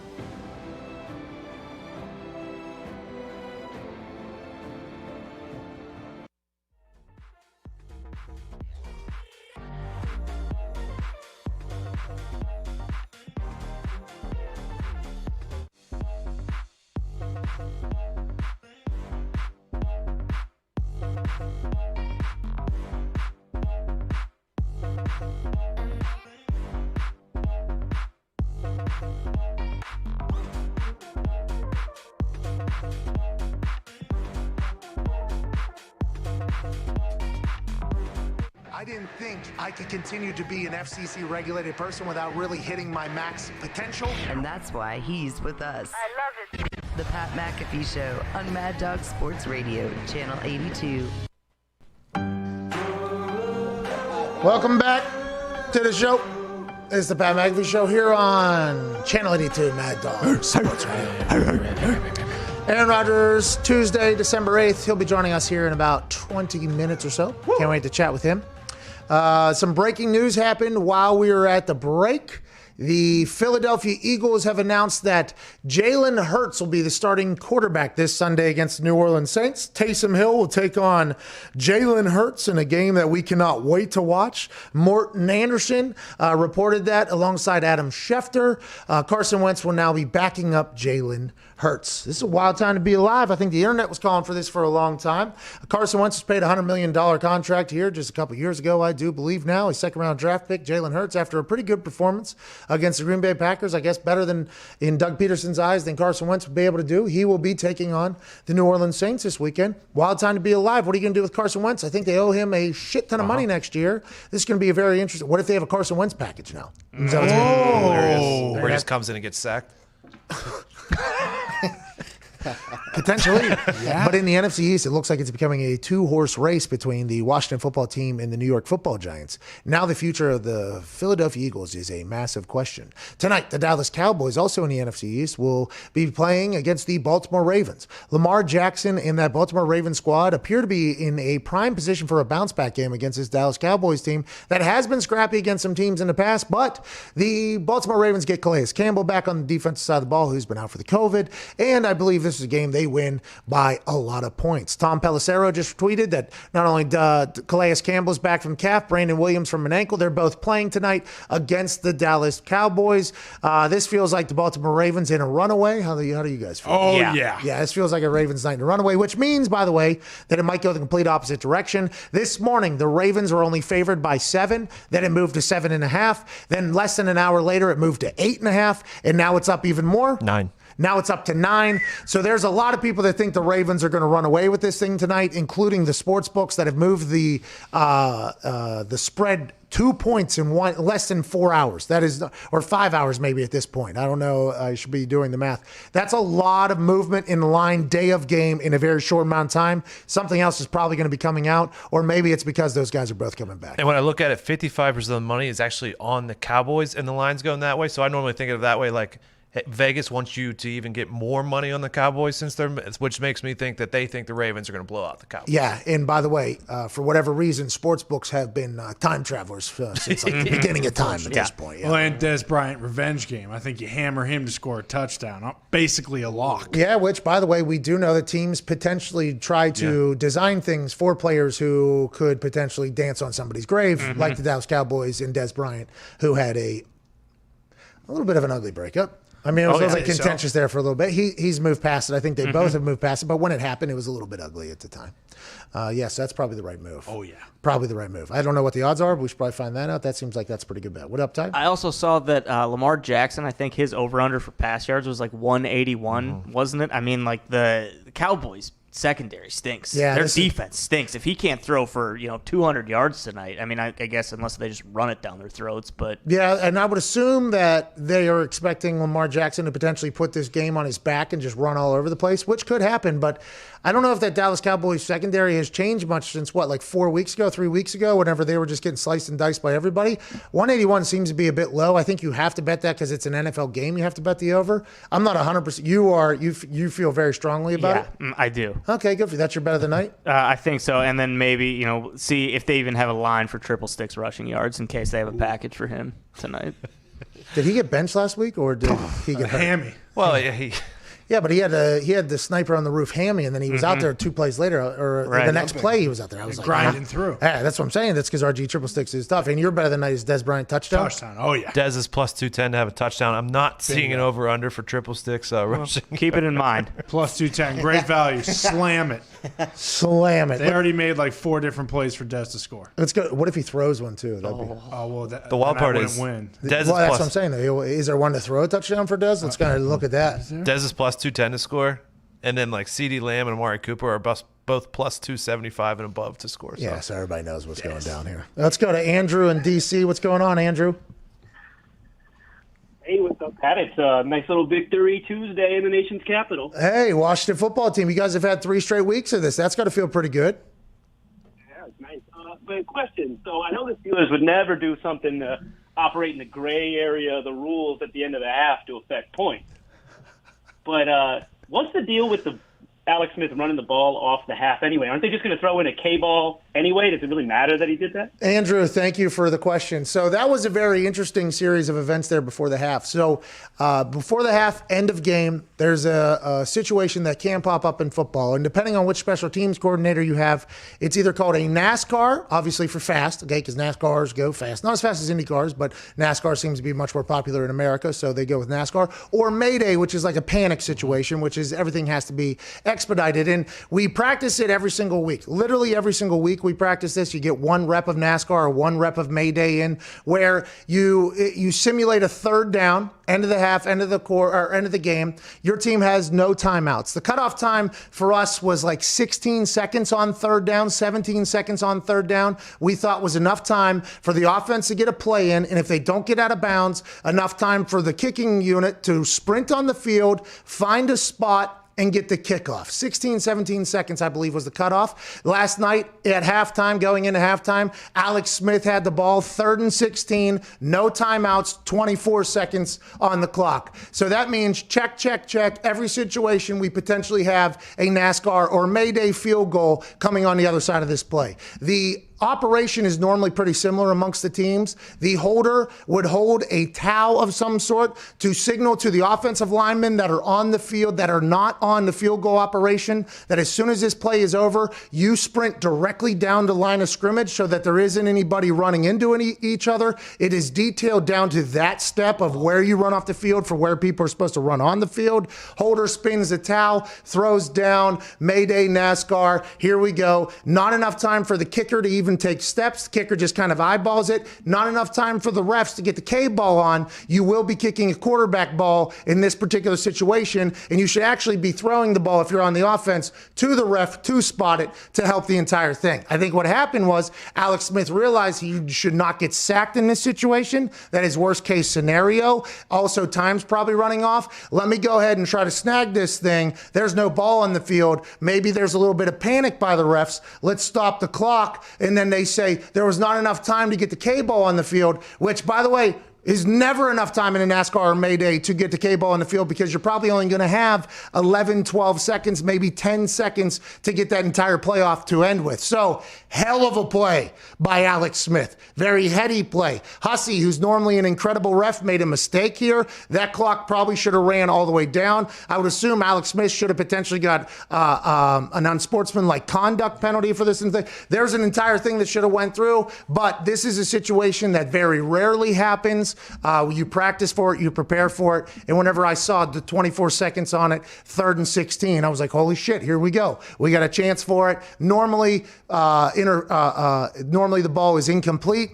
Normally the ball, it's a pass that goes out of bounds. Normally something happens where the clock is stopped and you don't have to mayday. The fact he got stopped, clock continued. But that is the entire series of events. And it's something that every special teams practices.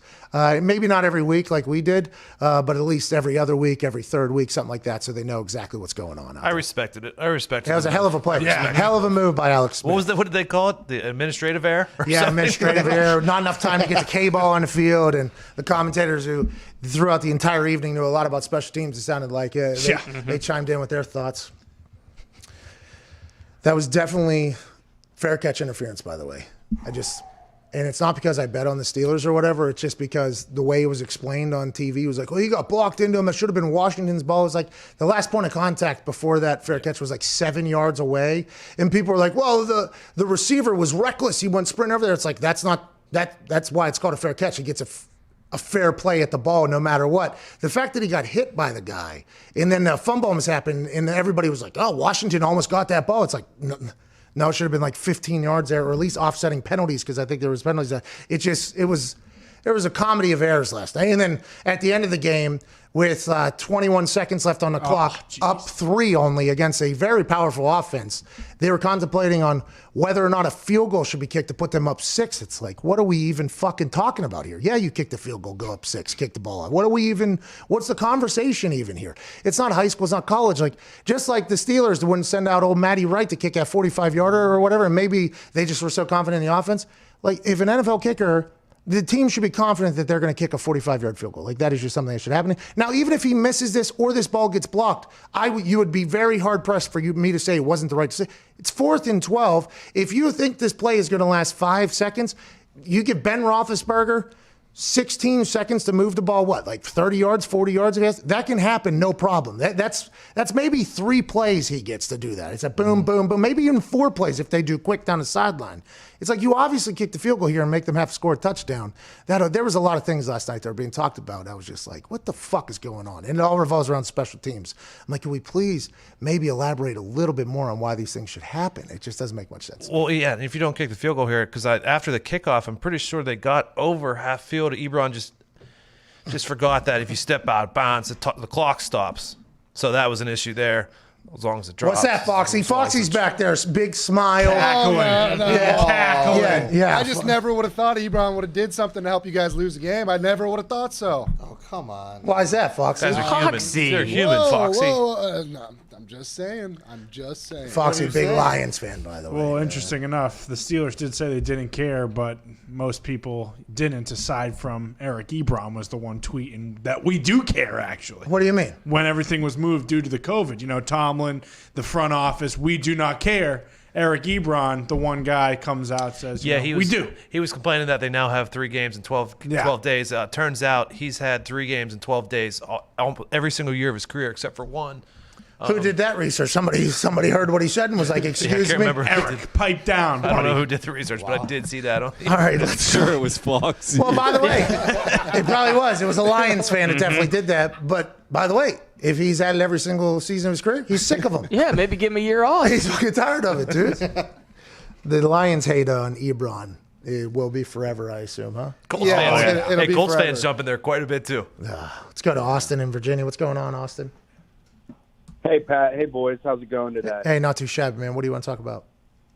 Hey, if Ohio State doesn't get this makeup game and IU gets into the Big Ten championship game and pulls out a dub, what are their chances of winning the Rose Bowl? Rose Bowl? High. They're going to win the national championship. Yeah. Hell yeah. You know what Tom Allen's word of the year is? Relentless. Those boys lost a stud quarterback in Penix towards ACL. Backup came out and just did the damn thing. The team they're cooking down in Bloomington, a town that is, when the world is normally open, a great time. Mm-hmm. Tom Allen's cooking a monster down there, and there ain't a goddamn team from Iowa that wants to see them boys. I'll tell you that right now. Well, we're prepared to play 6 games in 3 days. I mean, is Indiana? That's basically what it comes. Iowa's the hottest team in the Big Ten right now. Also, I don't think it matters. Rose Bowl's in California. They're not going to play that. Let's go to. No way. It's going to be in fucking Illinois or Ohio or something. That ain't no Rose Bowl. I played the Sugar Bowl in Atlanta. because of Katrina in Louisiana. It was Whoa. in Atlanta. That was pretty crazy. That was a little, whenever a bowl game kind of just, a storied bowl game just picked up and moved. Rose Bowl's probably going to have to do that. Yeah, probably. no For Rose sure. Parade, no thanks. Oh, that's Iowa's the only ones playing it if there's a That's Rose. right. Only if there's the Rose Parade. New Year's Day Rose Parade. I mean, that is what we live for. Well, let's go to Rich in Titletown, Wisconsin. What's going on, Rich, over there in Lambeau? Hey. Shit. You're on, Rich. Hey there. Hey. Yeah, what's going on, man? Hey, what's up with that guts trophy in the back, dude? What's going on? Yeah, Global Guts, dude. Do you have it, man? Yeah, I did. I did win it. Legit, you want it? Yeah, dude, it's a piece of fucking aggro, Craig. You got a problem with that? Do you want one, Rich? You're over there in Titletown. You got a problem? Where's the footy? I want to see the footy on it. No, dude, I was a whole different guy back then. My dad put me on there as my stage name whenever I was a kid. Season 3, I was a child. Was that before or after the pump pass kick? Well, way before that. Way before that. I mean, punt, pass, and kick. We decided to go with my name. You know what I mean? But Global Guts, because it is it's a show in the end. I wanted to get my SAG card. You know what I mean? All right, cool. That's cool. No, to be completely honest, it's plastic. talk to It's not even Rodgers. plastic. It's what is Fake what? aggro, Craig. It's a foam? No. Yeah, this one was bought on Amazon. Got here in about a day and a half. God. Yeah, can't keep anything alive anymore. go. Yeah, there's actually the paint's falling off. You see the. We'll touch that up. These little Son touch of a up. bitch. Spray. Yeah. Well, it's meant to be put in a Hey, case. you want to ask Rodgers if I can take him out for lunch? I'll buy. All right, Rich, shut the That's fuck up. That's a good. Let's go to Michael in San Jose. What's going on, Michael? Hey, what's up, boss? Hey, just hanging out, Michael. What do you want to talk about?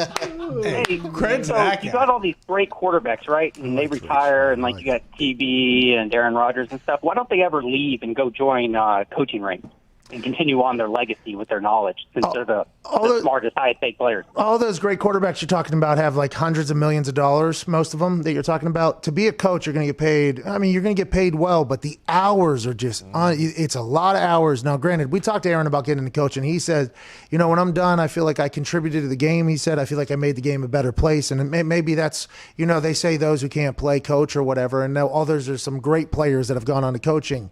It's just the amount of hours, and you have to have a lot of care, right? Like you have to care a lot about other people doing things. And I'm not saying that the people don't care. It's like, I don't think I could be a coach, because if somebody wasn't great, like it'd be hard for me to be like, you know what, man? I just met you like a week ago, but I want you to be your best. Like, nah, just fucking do it or don't. Like, it's hard. There's a lot of different traits that you have to be a coach.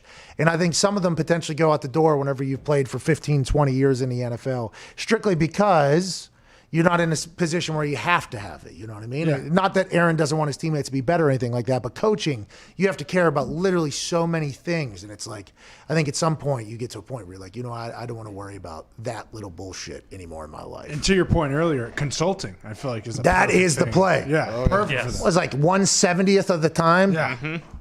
Consulting. That's the move. That's the big racket, huh? Consulting is the racket. Up and coming, like Bitcoin. I didn't even know the NFL had consulting, though, for the hiring of coaches and GMs. I assume they had friends, right? Like, okay, I'm going to talk to people. You should always do that, by the way. You should have Jeopardy people in the conversation. You should have Wheel of Fortune people in the conversation, the two different brain types. You should talk to people and gather information. But to just rely on some outside source that is not going to be around in the building, that is not going to do it, for them to make the decision that is guiding your billion-dollar operation, I just think that's I just think that's stupid. I just did not know that happened. Maybe I'm just too naive, I guess, about how, does check bounce? I guess is like the question, but it's like, you don't have any thought of like, this thing could all go to shit because this company that's potentially paid for by like 6 other businesses is going to try to maybe not give us our best effort. I mean, it's just like, get the fuck out of here. You think Colts fans are pissed at Dungy for helping the Texans out, and then Dallas Cowboys fans are pissed at Jimmy Johnson? Same state, man, same should con. That'd be bullshit. That'd be unbelievable. Wow. But also you have to think, Tony Dungy wins a Super Bowl with the Colts. I think he's in the Ring of Honor. Okay. Now, Tony Dungy's a really good guy. But if I'm the owner of a team in the goddamn division, you think I'm asking that guy his actual thoughts? No. He's banging the Bring Bill O'Brien back drum. Bring Bill back. And by the way, Tony Dungy would never do that because Tony Dungy's a super good guy or whatever. But like me as a skeptical person, I'd be like, you know who I'm going to ask? The guy that's in the fucking Ring of Honor for a team that we have to play twice a year. He's like, no, I'm not going to do that. But maybe that's why I'm not a billionaire, because I don't know, dude. That's just a wild move. You know what's not a wild move?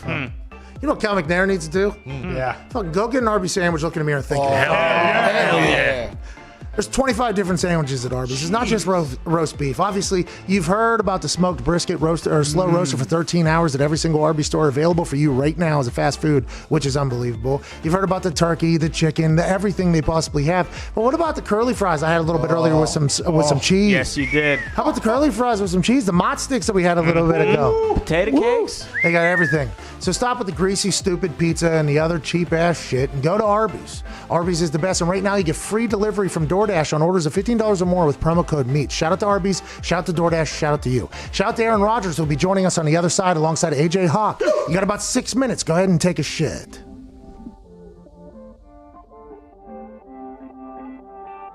You said in the interview that you would add an extra finger to your scotch drink or whatever. A finger is just what? Just one finger this way or this way? Yeah, like this, bro. So did you do 4 on Sunday? You did a full fucking glass? It was a long night. We didn't get home. I didn't get home till like 11:40. Look at how much scotch that is. Is that what you did? It's not that much. That's 4 fingers, dude. You said you normally do 3. That's 4 right there. But you have those fat sausages.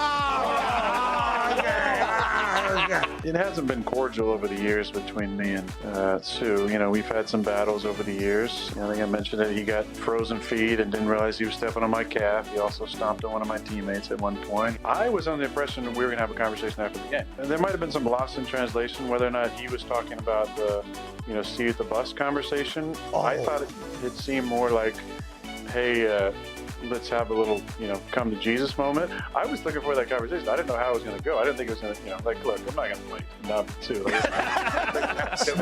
Do you think it was the 3 pumps that potentially got you into deep shit with the football gods, Aaron? You, of all people, a man who is celebrated as much as anybody at your position, you must realize whether necessary or unnecessary. The celebrations have no correlation in that sense. You needed a kick in the ass. Do you just think everybody was getting kind of too comfortable and had a bye week and had a chance to soak it in? Hey, we're very, very good. Is that what you meant by that? I mean, I think we all need that a little bit. When the complacency starts to sink in and you start kind of feeling yourself a little bit, it's always good to kind of get knocked down. And I think it can be a good thing. I'm not saying, look, nobody wants to lose to fucking figure things out. Great teams have consistent habits. And so we got to keep doing the things that got us to 4-0 in order to get back to where we want to be. Here, huh? Yeah. Here. Attaboy, Aaron! I know you were an extra in Game of Thrones. I wanted to get your opinion on how you think the show ended. So I think many of us were disappointed and confused by the ending. Which one were you? Do you know which one you were yet? The guy running duck-footed heel first with his arms splaying all about. Yeah, no cakes. Weak jaw turned into the alley. Was that you? I think that guy's related to AJ somehow.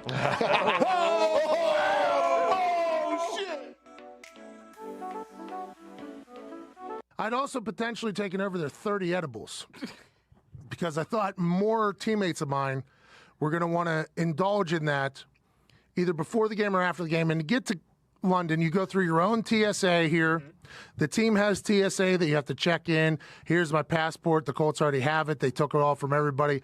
It's literally you get your bags checked and then you're through. Put them in a little thing. We're good to go. It's team's TSA. Get on the bus, fly over there. I forgot all about them. Didn't utilize them at all because how things quickly changed. Right. After we lose to the Jacksonville Jaguars, we're on the team bus. They go, hey, we're going through Heathrow Airport through the real-life TSA.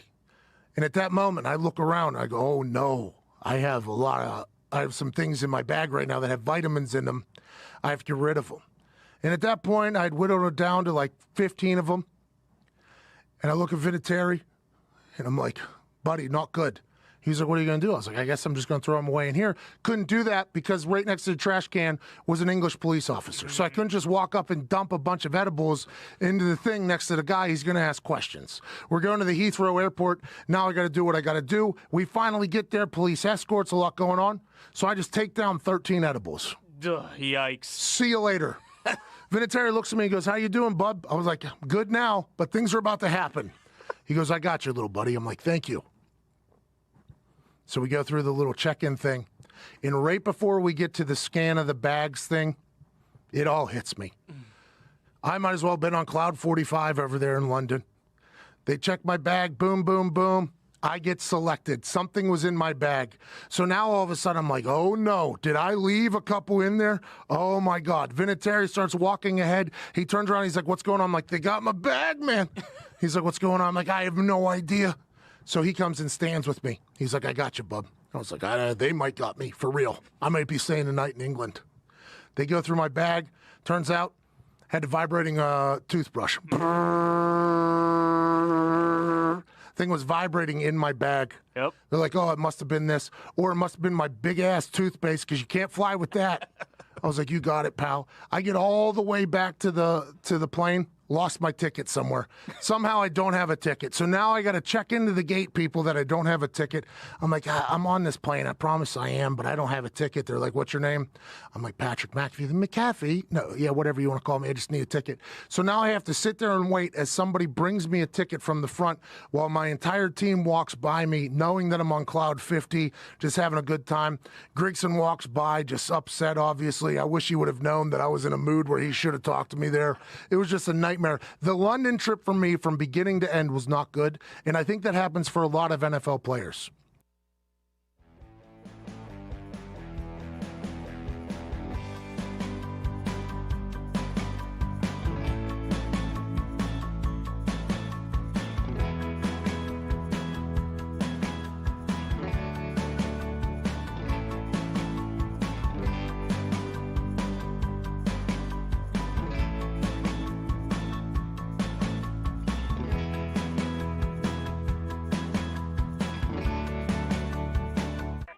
The Pat McAfee Show. There'll be no rules for our guests, for us, for the things we can talk about. Speaking his mind. I've never had a problem expressing my opinions or my thoughts or anything like that. While being relatable. I haven't had that manufactured fake-ass celebrity that a lot of people have whenever they go on those big networks. I've had a chance to really build my crew, build my following, build my audience. And ridiculous. What am I supposed to do? So I'm supposed to look at something that I can definitely afford and say, nah. Is that what I'm supposed to do? The Pat McAfee Show starts in 3, 2, 1. Good afternoon, beautiful people.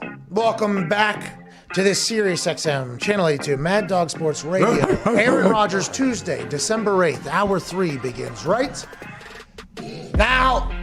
Shout out to Twine for that beat drop. We appreciate you, brother. And also shout out to the two men that are currently joining us. One man is a college football national champion. Whoa. Both men are Super Bowl champions. Ladies and gentlemen, one from Ohio State, the other from Cal. Green Bay Packer legends, AJ Hawk and Aaron Rodgers. Yeah!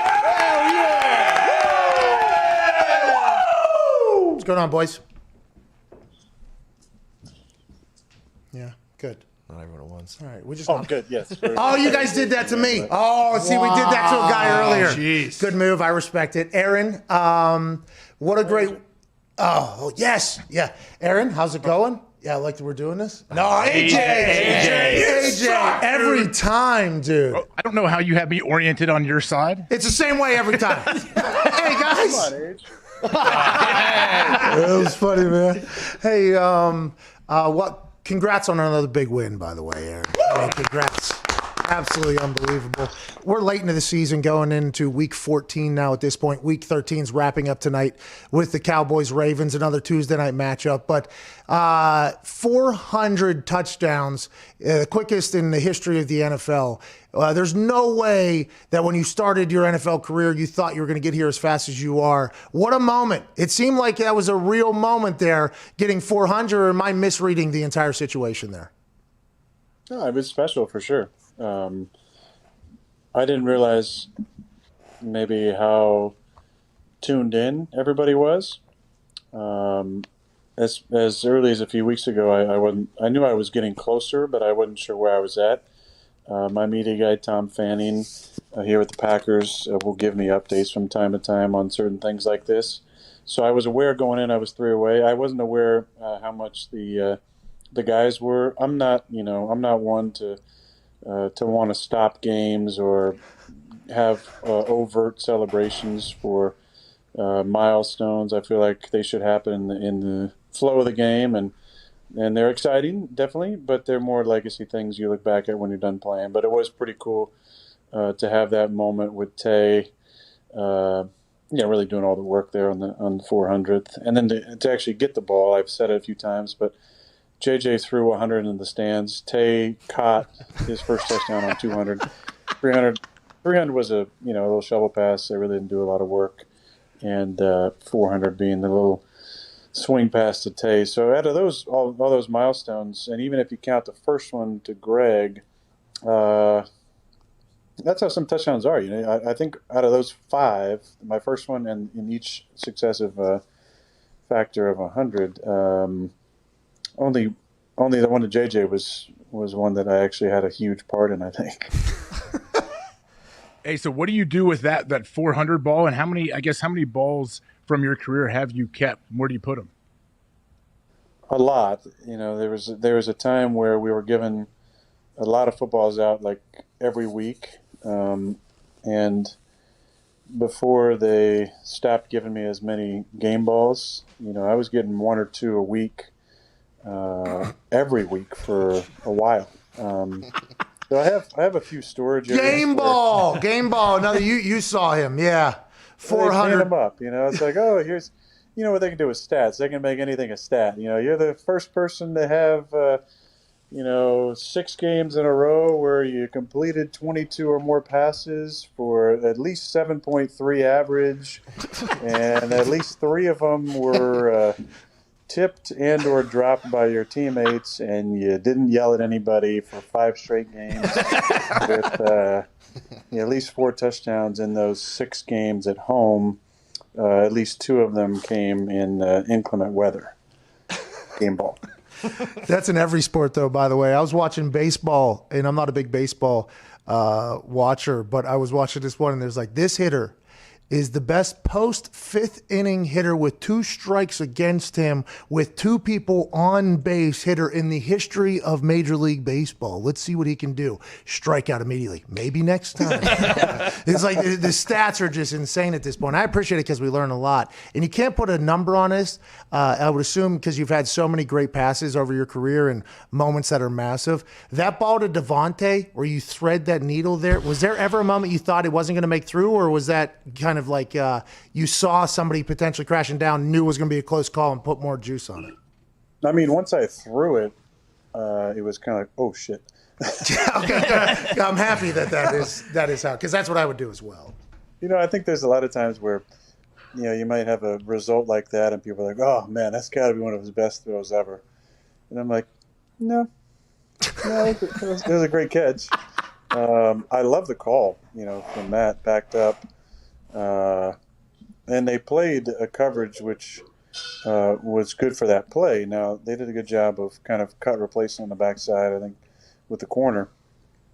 And I kind of felt the backside corner. When I came off the fake, the safety was gone. So they play a weird kind of inverted cover 2. Coach Schwartz has developed in Philly, where the corners are playing like the halves, and the safety, who looks like he's a single high safety, is kind of a pre-aligned Tampa 2 dropper almost. So it allows for a 1 high look to play 2 high, and it's a really good disguise. On that play, we were fortunate to get it, so when it came off the fake, the safety was out of the middle of the field, and Devontae read it correctly. And but right when I threw it, I was like, I think I underthrew that a little bit. It worked out. Tay made a fantastic catch, but it wasn't my greatest throw. I don't think it was a bad throw, but it just wasn't one of those ones you feel really good about. Yeah, I mean, not even top 15 probably. Right, not even top 15. I mean, best throw probably close to the season, one of the top 5, but top 15. Do you know that going in? That whole thing, or is that something you see on the field live? Or did you film study know that they have a 1 high look that actually drops into Tampa 2? That's something from film study going in? And is there like not that you should give away too much here because of competitive advantage and all that, but is there something that you got as a key on the film that you knew that was the look whenever it comes? No, I mean, I think that's just film study. There wasn't necessarily a key. They do a good job of disguising it. They did a nice job of making the 1 high look like 2 high. They haven't played as much of it this year as they did maybe last year. Last year we played them. They played a number of snaps of that 2 high. That 2 Philly coverage that we call it. They hadn't played as much this year, and it wasn't a huge part of the plan. but they do a really nice job of disguising it. I don't think there's a lot of tells, if any tells. It's just really at the snap with the safety not getting a lot of depth. He kind of drops in or kind of stays in place. So they do a really nice job of disguising their good veteran defense. Hey, what do you say to Carson Wentz after a game like that? And second part of that question, you got a lot of good TV time when you were out there congratulating the other team, and you gave, I'd say, 7 to 9 old man gentleman standard handshakes. It was just great to see. Like, it was great. Like, it reminded me of the good old days. You're just giving these straight handshakes to these 21-year-old kids that have been watching you play for 15 years. Like, that was fun. And do you sometimes wonder, what am I doing here? Is this a handshake like a gentleman, or am I dapping this dude up? Like, do you ever have any worries? Oh, for sure. It's a major phobia post game. What are guys going to do? I think for whatever reason, maybe because of my age, people are more apt to just go for the old school handshake. He's so it white, actually helps he's older. me because I'm not saying that's my go-to, but I'm saying that might be top of mind. I'm ready for any of it. I feel like if you watch the thumb when it starts pointing kind of up a little bit, you have a good idea it's going to be a dap. You kind of get into the old bro hug. If it's more kind of level, that means they're going old school handshake. So there was definitely a good amount of those. But no, I wanted to see. I definitely want to see Carson and talk to him after the game, and Jalen. I got to talk to him for a little bit, which was nice. Richard Rodgers, an old teammate. And then just I think the respect level when there are veteran players like Brandon Graham and Fletcher Cox, and guys you played against for a long time. It's fun to see those guys.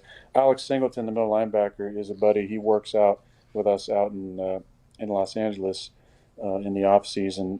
Great story, CFL player who had a couple really really good years up there, and has come down and become a starting backer in the league. Just a great dude. Works his ass off. And worked for everything he's gotten. Really happy to see him get an opportunity, and he's become a really good player. But I don't want to talk about what I said to Carson. I feel like there's some things that just really need to stay, even with this show and how much I love to divulge on this show. I've been meaning to talk to him for a while, and I'm glad I got the opportunity to say some things to him because I've always respected his game and been a fan of his game, and I think he has a really unique skill set. Obviously this hasn't been a great year there in Philly. I think there's a lot of factors around him that contribute to that. So I feel like it was a good quick conversation, and definitely wish him the best the rest of the year because I've been a fan of his since he got in the league, and he's had some tough circumstances over his few years in the league, and I hope things work out for him, whether it's there or somewhere else. The internet was intrigued by you and Carson Wentz talking, and obviously the internet's going to do what the internet does. But the one I was very intrigued by was you and Jalen Hurts talking, because I feel like if I was a younger quarterback and I got a chance to play against your team, going and talking to you, now granted, if you don't have a personal relationship with somebody, it's hard to just have a full convo. How does that go? Does Jalen ask you any tips there? Is it just like a mutual respect type conversation? Is that kind of what it is? And I would assume that happens after every single game. I mean, I watched a clip where 4 people after the Colts game were looking for your autographed jersey. I would assume that you are a busy man after there, but how do those, we've talked before about how the conversation is depending on how the cameras are, but I assume a lot of young guys, quarterbacks especially, they have to come and do they shoot their shot? Like, this is a chance I get a chance to ask by a lot of people, everybody's said the most talented quarterback of all time, a little piece of advice here, or how'd that go? Well, I think first of all, it's kind of the formality is. You go over and see the quarterback. I think there's a feeling of understanding. You play in the same position. You understand how much it takes to get ready to play each week. You understand how important that job is and what it takes mentally to go out there and compete and be successful. So there's a base level of respect that goes along with playing quarterback in this league. And that's why I enjoy the conversations every single week. If it's a guy I know really well and get to have a minute to catch up, or a guy that I don't know well that I can say something to, like the young rookie in Jacksonville. Don't know him, never met him. I don't go out for pregame warm-ups, so there's no conversation before. But what I did want to say to him was that was a hell of a spin move, because the previous week he had done a reverse spin move on a guy and scored a touchdown. That's what I wanted to tell him. That was pretty cool. Guy like Phil, in Indy, I have a ton of respect for him. He was drafted in the class before me. I've known him for, as a competitor for a long time, competed a few times, and just not sure if this will be the last time we play against each other. And wanted to make sure I, paid my respects to him for the career that he's had, for the amount of respect that I have for him as a competitor, what he's accomplished in his career. I think those are fun moments to share with a guy like with Jalen, who I watched in college and enjoyed at both schools that he was at. I really enjoyed the way he carried himself, especially with the everything that happened to him with Tua kind of taking over a halftime of a championship game, and then him going to another school and having a fantastic season. I just really appreciate the way he carried himself. He did most of the talking in that conversation, very respectful. I appreciated, the respect that he showed me and his comments. That was a nice conversation. And then, I did more of the talking with Carson just because I felt like I had a message I wanted to share with him and hopefully encourage him a little bit. I'm surprised NFL Films didn't release that as soon as you said it. As soon as it came out, I'm surprised they didn't just put that out there. That feels like something. Well, to be honest with you, I definitely wasn't mic'd up, and I did give one of the look around to see if there was any of the booms there. I think that it's been great for us in NFL Films. I mean, I grew up watching, Steve Sable and loving those moments. I think there's some conversations though that you do appreciate, having be private, and that was one of them that I just wanted to share between Carson and I. If he chooses to talk about it, I have no problem with it, but I think that's one that will probably remain between him and I.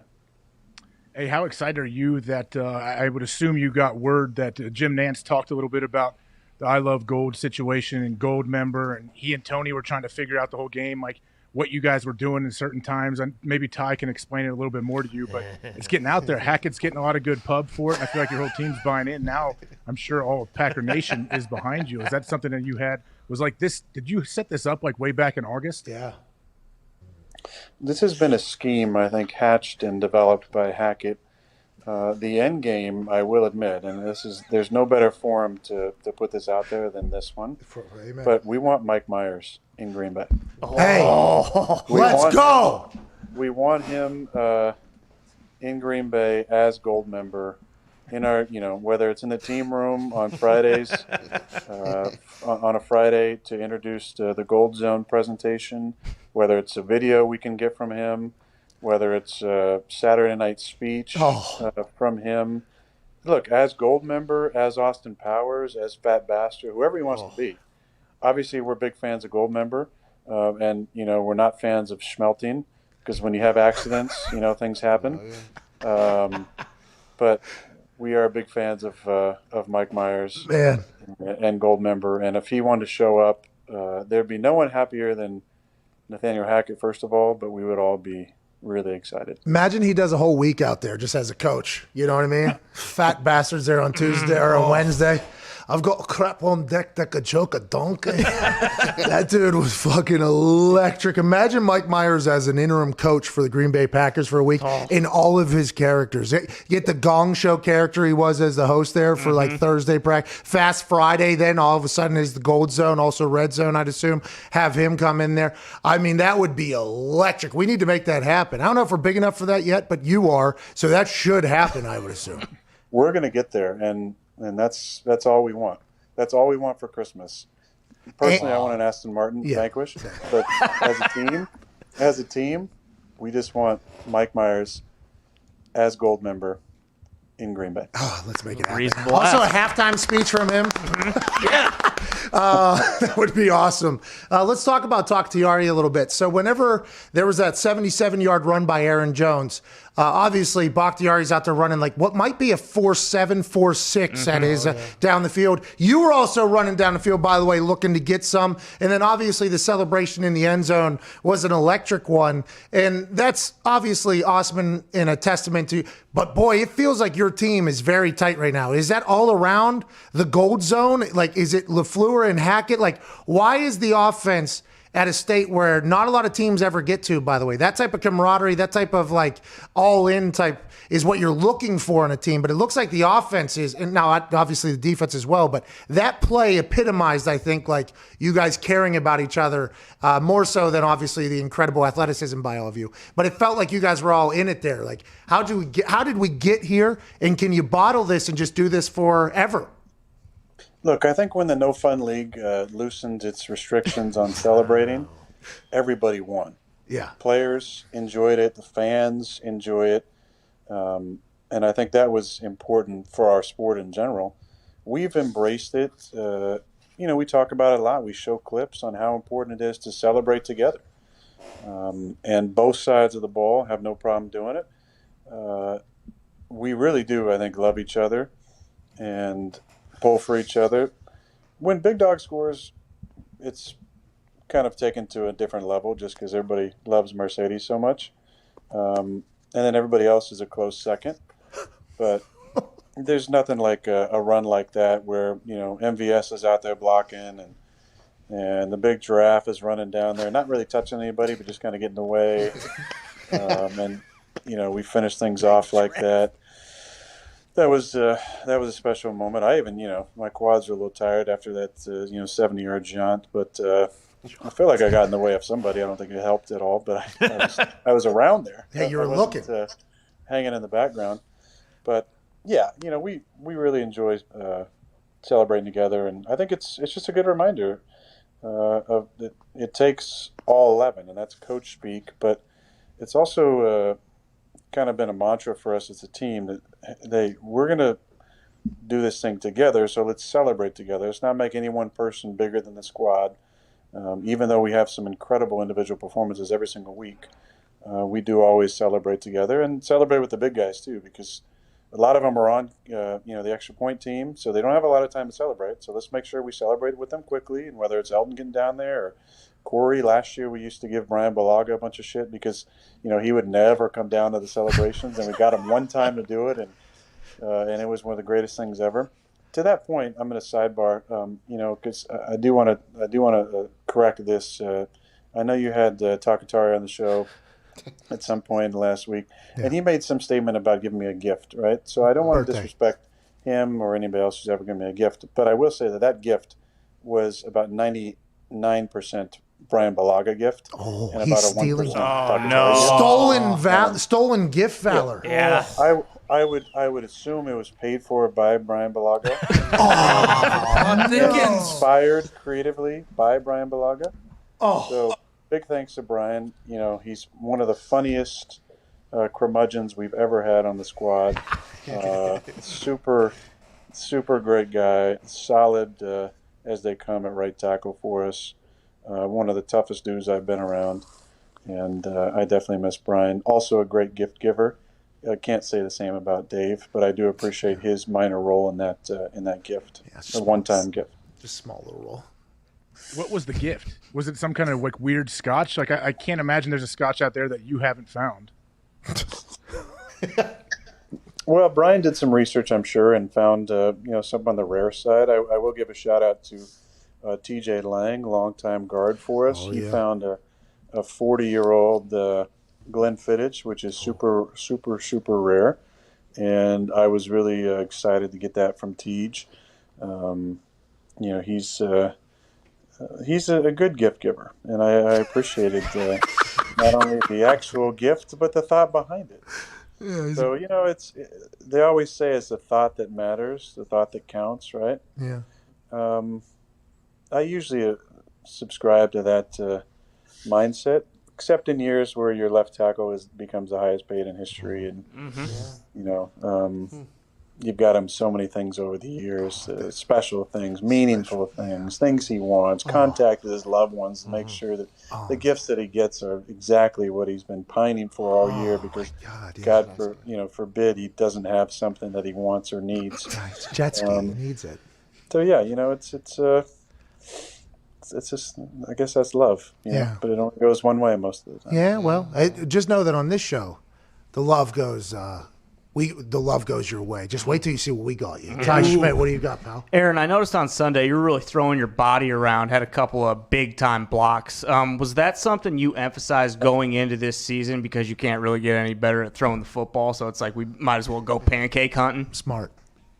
God, I love you, Ty. Smart. Well, yeah, I got in two people's way. I feel like that was two more people that I'd gotten in their way than probably the last 6 or 7 weeks. So it was a really big day for me. Big day. We had a couple other plays that I was really excited about, maybe getting out lead blocking. But, they saved them for another day. I get it. It wasn't the right setting. But I do look forward to any of those opportunities. I tossed the ball to the left. They bring in free safety pressure off the one side. I was right in position, hands up, ready to go. And I feel like that little small action may have, contributed to Dave getting, I'm thinking about Dave because he probably wasn't blocking on the play, but Aaron Jones getting, maybe another half yard or so on that specific play. So if that's what you're talking about, that's what you saw, then that was good. As far as, the run by Jones, I watched it back a few times because I was really hoping that there was something I could find evidentiary that would show that because I got in Jalen Mills' way that allowed Jonesy to score. I have a good circumstantial case, but I don't think it's a very strong one. Evidence matters. Evidence, especially if it's all on film. That is something. But I would say that Aaron knew that you were out there, and in his eyes, he was like, hey, listen, I got Aaron Rodgers potentially lead blocking for me here. This is a story I'm going to tell forever. So maybe physically on tape you can't do that, but whenever you're talking about a mental aspect of you blocking for Aaron, I assume that the jury would side with you in that particular case. So don't you worry about that film, dude. Yeah, I just want to air one more grievance. This has never happened to me before. Please do, please. I was hanging out by the heater, and I played a long time. Hanging out by the heater before we went on the field, and I get hit with a bunch of droplets of water, right? Like neck, side of the face, eye. Oh. And I'm going, what in the hell? And I look back, and it's Takatari doing his hair flip. Oh. He's got to water his hair down a bunch. Hair flip. I mean, we've had hair flip guys over the years. AJ, I feel like, was one of them at one point. Clay Matthews, the original hair flip. Legendary. Yeah. But my grievance is, can you flip your hair and water in a different direction? Like, is it that hard? You're flipping it by the heater where guys are standing.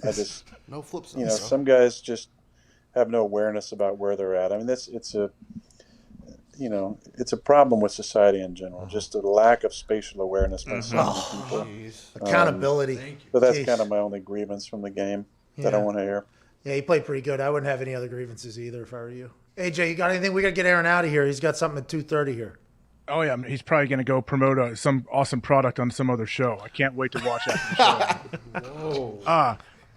I haven't seen anything you've done in the other things. I know the ad you put on Instagram where you got upset at me. I sent him a text like, oh, yeah, I saw your ad on Instagram with your O-lineman. That was you really tied everything together there. Jeez, what a terrible guy. He's a terrible guy. I have two quick questions, AJ. Can I get these two in? We got a minute and a half here. Yes. Hey, I told you go to 35. Okay, perfect. That Bose commercial where you're just dancing all by yourself, how uncomfortable was that? Was that the most uncomfortable commercial you've ever shot in your life? It looked like you were just kind of vibe. Probably. Yeah. Probably. Are you just because the songs they told me that they wanted to play, I said, I don't listen to this music. Sorry. Number one. And number two, I don't. What do you want me to do? You want me to dance? I said, do you want this to be realistic? Because if so, let me give you the top 5 on my playlist I have right here. They weren't really interested. And then I gave them a couple songs, and then they said they couldn't get the rights to them. Although, actually, I know the people that sing those songs, so I could have easily gotten the rights to those songs. Jeez, dude. Hey, look, it turned out okay. The Bose commercial that we did, was it last year with the kid? I did enjoy that one a lot. That was a fun one. This one, I think, was, I was the token old guy they put in there. But, again, my playlist wasn't necessarily exactly what they had in mind, I don't think, when we started it. Me and AJ were talking. We wish we could get you in one of those Amazon Stats commercial where you got to reenact a play that you did. Not gonna catch me. That whole thing. You seen Christian McCaffrey and Deshaun Watson have been placed in terrible positions to do these commercials, and I hope they got paid a lot. And they are incredibly good at football or whatever. But those commercials are. It's tough to watch, man. It is tough. It's tough on the guys. They didn't deserve that. We've all done some tough ones over the years. Me too. Definitely, I have some old Associated Bank commercials that will live in on YouTube that are very interesting. I had an 80-year-old woman tell me if she was 20 years younger, she'd be going after me pretty hard. Because you're Associated Bank commercial, or because you play football? No, she was in the commercial. Oh. He was trying to hit on me the entire time. I was like, "How old are you?" Lady. I was like, "By the way, I'm 27, and you are 80." Okay. Hey, if you were 60, you'd be okay. All right, well, interesting. A lot of confidence. Can I? Oh, is this the lady? There she is. Oh, good for her. I love that lady. Before we let you go here, can't thank you enough. We're getting into the holiday season. I know you're a very thoughtful man. Best holiday movie? Ooh. I wouldn't mind stirring some shit up and saying Die Hard, because so many people are. Yeah. That would. This is not a Christmas movie. It is a Christmas movie. Yeah. There's a lot of opinions on that. Strong ones. They're going to cancel the shit out of people for saying. Yep. Die Hard's a Christmas movie. I have some favorites for sure. If you're going way back to. The 40s, I believe. White Christmas is a fantastic movie that I grew up watching. Enjoy it. 40s? I am a big fan of Elf. I know him. Yes, and I have called people angry elves before. Dangerous, yes. Yeah, it's a dangerous game. Not as dangerous as, maybe calling Peter Dinklage that. But yes, I do. Elf is a staple for sure around the holidays. Grinch? Not a big Grinch guy? Home Alone?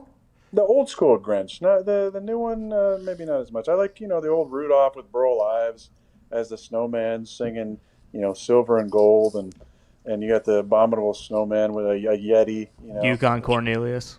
Yukon Cornelius, a.k.a. Aaron Ripkowski. Shout out to the Green Ripper. Yeah. This is unbelievable. Have you seen The Queen's Gambit yet? Have you watched The Queen's Gambit yet? No, but I'm glad you brought that up. I just finished a show called The Undoing. Good?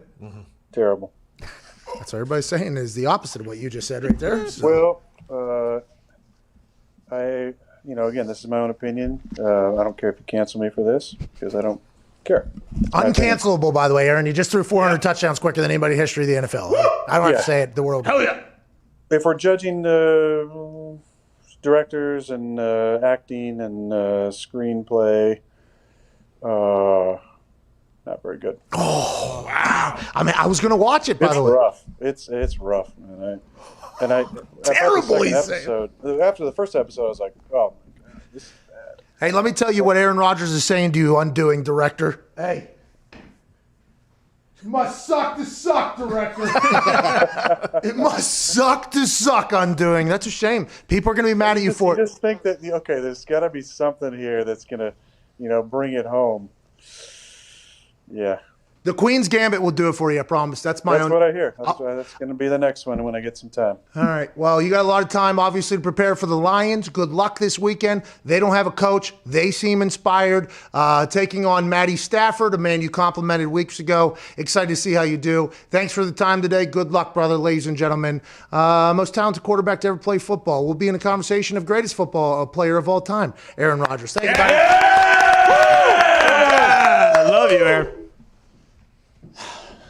He just shit on The Undoing. He did. Wow. I mean, hard, too. I was going to start.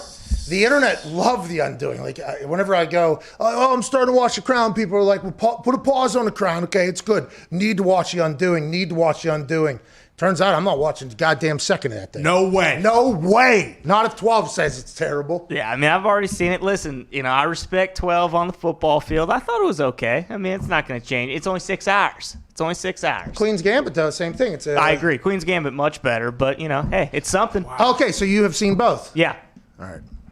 Hey, he's really good at the football, huh? That guy? Unbelievable at the football. Yeah, he is. The Undoing is a good show. It's only 6 episodes. It's good, though. Well, oh, so you were the one he was shitting on there, I think, because you were the one going to bat for The Undoing, weren't you? I said something on the show about it. He has no idea about that. Like, he doesn't know I said it's good. It's a good show, but I enjoyed it. There's plenty of stuff that people love that I don't like, but The Undoing was something that definitely kept me intrigued. All right. Well, we got to get to a break here. That was awesome. Just shitting on a show that everybody loves right now. Yeah. I absolutely love it. I absolutely love that.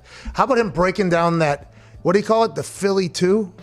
I think you call it the Philly 2 they were playing or something like that. Man, whenever he starts diving into that football conversation, I could just I start picturing it's like he's painting a picture. And then I hear the football nerds that hate our show because they say that we don't cover anything in depth. I'm like, I think he just literally drew up a play in front of all of our eyes right there and broke it down. Much like all the commentators do. You know what I mean? Oh, yeah. All right, we got to get to a break. We're going to answer some phone calls and talk about tonight's game. Obviously, Dallas Cowboys traveling to play the Baltimore Ravens. We all think it's a Ravens bounce-back game. What does AJ think? We'll talk about that and more. This Pat McAfee Show, Aaron Rodgers, Tuesday, December 8th, 2020. Sirius XM Channel 82, Mad Dog Sports Radio.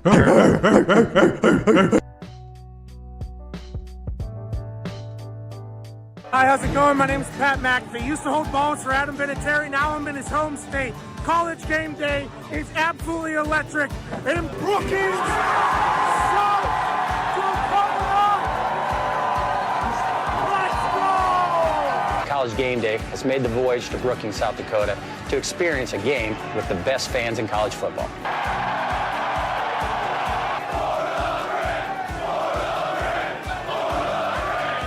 I unfortunately cannot attend because I have a game this Sunday, so I sent a man I trust to make my picks. A man who was my holder for almost a decade. Please be nice to him. Welcome this week's celebrity guest picker, Pat McAfee.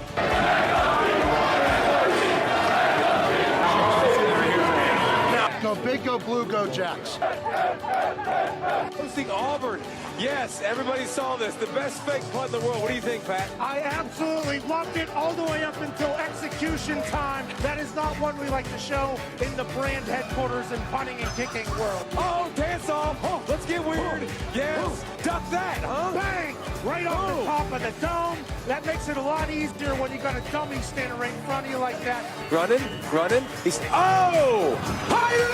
Daniel Russo. Wax on, wax off. Knee to the face. World Series. Go, go, yes. These teams stink. With that 15, they celebrate by doing shotguns. And I'm going to figure that out. I'm going to the University of Virginia Cavaliers. That was great. Whoa! I will never, ever in the history of my life cut against that ball.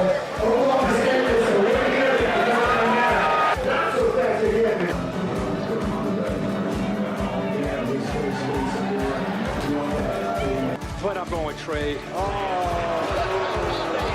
Please excuse my dumb friend Kirk. Look at this crowd. They've been out here since 4 a.m. College game day comes to town. They lose their mind. The population of this state is about 800,000. And when the Jackrabbits take the field, they're alongside all 800,000 South Dakotans. The Dakota marker was in Fargo for far too long. Today, 5 o'clock local time, the Dakota marker is back in beautiful Brookings, South Dakota. Adam Vinatieri School. They might be the Jackrabbits, but they're the GOATs today. Ladies and gentlemen, South Dakota State with the win. Give me everybody to that. No, don't do that. No. Leave. Coach. Pat says it'll be no. I told you I came on your radio show. that we were going to get you on College Game Day? Not only are you incredibly intelligent and handsome, you're a man of your word. You picked North Dakota today, so I had to bury you. That's okay. But it's been nothing but incredible. The College Game Day crew is hospitable. In South Dakota State, I think we can all agree, they showed up here. Yeah. But I loved it. I've watched the show, obviously, forever. And it's on in every single NFL locker room. My coaches are. So this is a big-time deal for me, my family, my friends. All right, I'm back in the day here. Appreciate you, boys. It's from the training room of the Colts. A.J. Watt tweeted.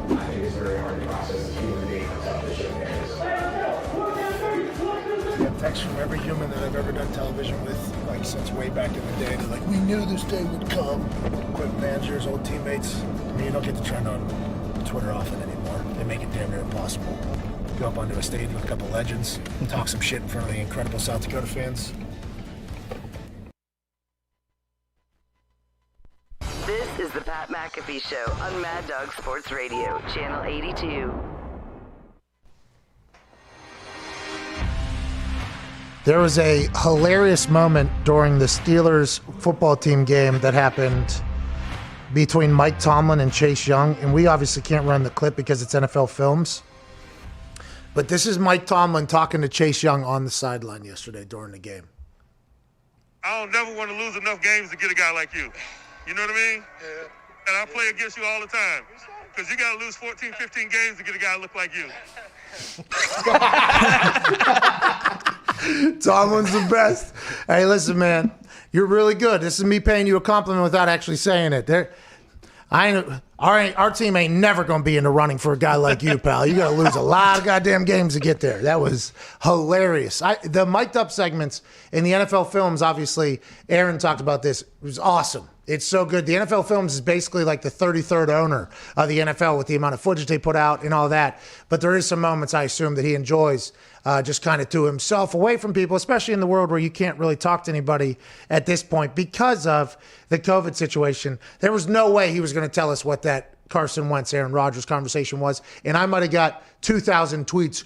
Gotta ask Aaron what you saying to Carson. It's like, yeah, no shit, okay? Can we have a little bit of faith in me that I'm going to see what Aaron's trending for? I'm probably going to ask him about. I live on the internet. But also, I assume that's not going to be something he's just going to come, well, I was telling Carson, like, listen, you stink, dude, all right? Like, there's no way that was going to happen. But I enjoy the fact that, you know, someday we'll probably learn what that was. And I would assume Carson probably appreciated the hell out of it coming from old Aaron.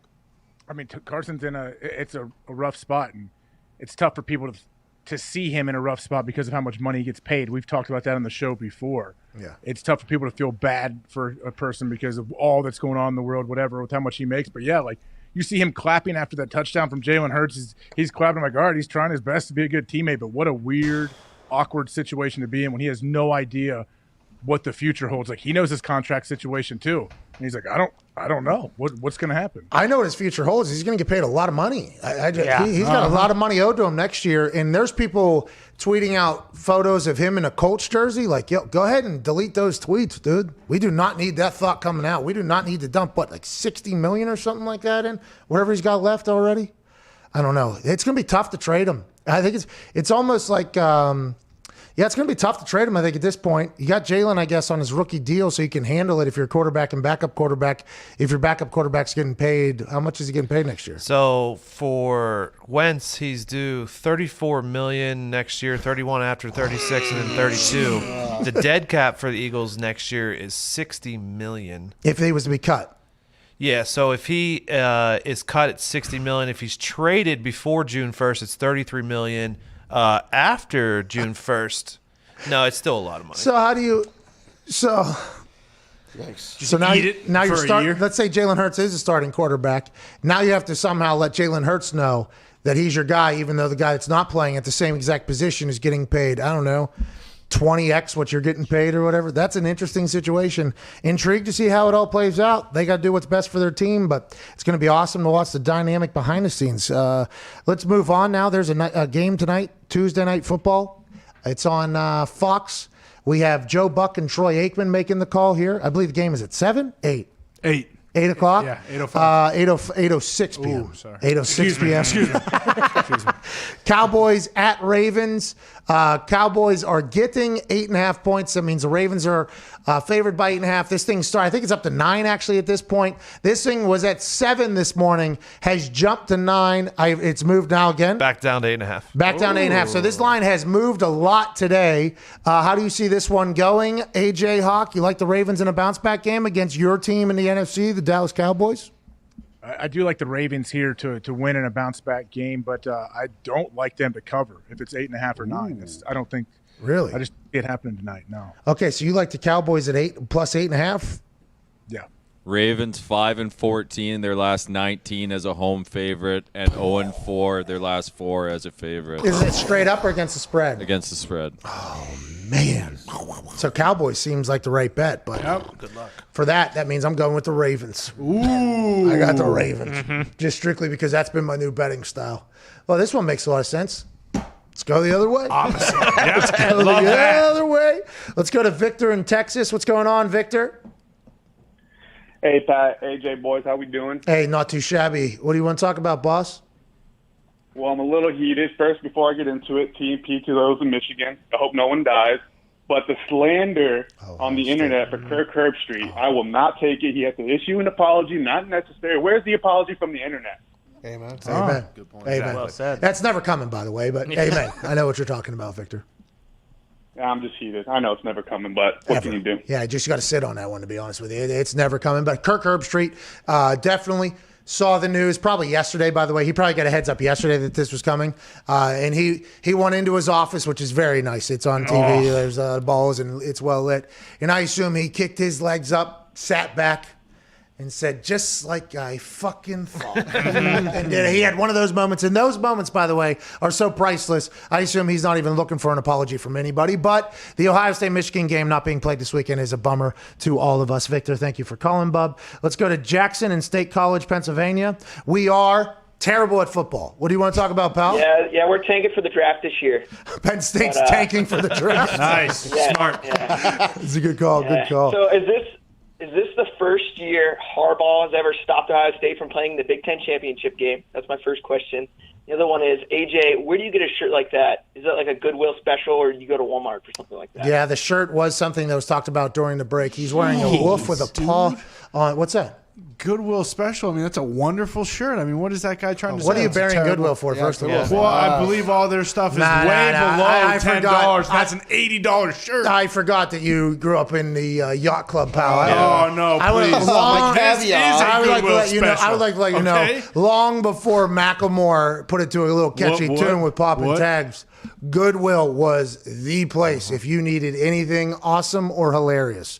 And boy, I used to love that. That looks like a shirt that would potentially be a Goodwill, though, available there. I'm not saying that AJ would or does, but that shirt has been a little bit of a conversation piece off air here, AJ. Do you want to show it off a little bit there? I mean, I don't know. I didn't really think about it, but I have donated and bought plenty of stuff at Goodwill. Of course, yeah. Who doesn't? But this is not from Goodwill. I get everything on the internet. You look like a obviously. Kmart Ed Hardy. Oh, come on. Come on. Kmart is a bash, by the way. Like Goodwill, you could be like, yeah, Goodwill's cool. Walmart, all right, cool. You throw Kmart at somebody though, that's like fuck you. What'd you just say? That's like jive turkey. Dude. Whoa. Kmart is Jeez. jive turkey. That is tough. Yeah, Kmart was always open. I didn't know if anybody ever wanted anything. I think it just went away there for a while. I like Kmart. You liked Kmart? Yeah. No, you didn't. You didn't even know it existed until you just said it. No, we did. What you get in Kmart? Oh, what didn't I get in Yeah, Kmart? yeah, that's the what I better thought. question. Let's go to Nick in Jersey. What's going on, Nick? Hey, Pat and the boys, what's going on? Hanging out. Connor's a stooge. Dude. What? Yeah, what do you want to talk about, brother? All right, so as a Pats You fan, I look just like wanna you talk are a about walking Goodwill, by the way. The clothes that you See, wear. we have thrift shops, though. They had like specific areas, like if you want to go to the thrift shop that had all the T-shirts, you go to that one. You go to the floor below it. It's got all the jeans. You know what I'm saying? You don't just have like one mixed bag. The yacht club of thrift shops. Yeah. It's a strip of thrift shops, 8-story walk up. No. It's not a gosh They don't darn have those out townhouse. here, right? And you've bought more dumb-looking shit out here, so I'd assume you have stepped into a goddamn Goodwill. Well, I very do not good. like the Goodwill slander, by the way. I wasn't Literally, throwing it. it was a once-a-week stop for me in high school. The clothes I wore to my I think my senior soccer banquet, fresh out of Goodwill. Basketball games, we would go before Basketball every game. games, you got to go. I mean, those places are electric, dude. Yeah. You scumbag, dude. I just wish I had experienced you yacht club, Bro, scumbag. Never dude. have. That's a shame. What do you want to talk about, Bub? Truly. All right, I just got to say real quick, it's awesome just to hear you guys rant. Like I always, this is the part I love about the show. So that was awesome. Anyway, thanks, so as a Patriots fan, I am fucking sick of getting this question. Do I miss Tom Brady? Not a second. And let me tell you why. You should. Last year, obviously knowing this may be his last season, me and my mother are both, very huge Patriots fans. So for Christmas, I get her a ticket to go to the last regular season game against the Dolphins in Foxborough. Mm-hmm. We go up there, and we have to watch the most uninspired performance by who's supposed to be the fucking GOAT. I would bring my mother up here, who's taken care of me my whole life, and all she gets to go is watch Tom Brady be uninspired. No, see you later, bye. You guys are so damn spoiled. What are you talking about? This guy in his mother's basement, okay? It doesn't. What are They you lost talking about? one game, dude. How many games has Brady won? How many titles did he bring you? Yeah, what more do you need from that What do guy? you want It's from for the his guy? mother. He got Yeah. beat by Fitzmagic. He was on fire that Hey Nick, he was on fire, by the way, that game, Fitzmagic. But also, like, Nick, you know why you and your mother are Patriots fans in New Jersey? You know why? Because there's teams in New Jersey. You know why you're a Patriots fan? Because Tom Brady won so many goddamn games, and it was the nice thing to do up there, Nick. Golly. Are you sick? Do you miss Tom Brady? Every day. Whoa. All right. I did not expect that. I did not expect that. Yeah. That was quite a curveball. Holy shit. So You asked. Let's go to Mike in Chicago. What's going on, Mike?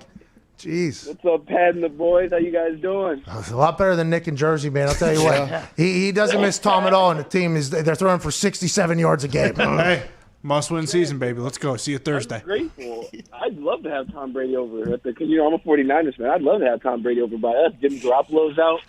What do you want to? He's doing what he can do, but it's my bad. No, that's all right, Robert dude. Salah.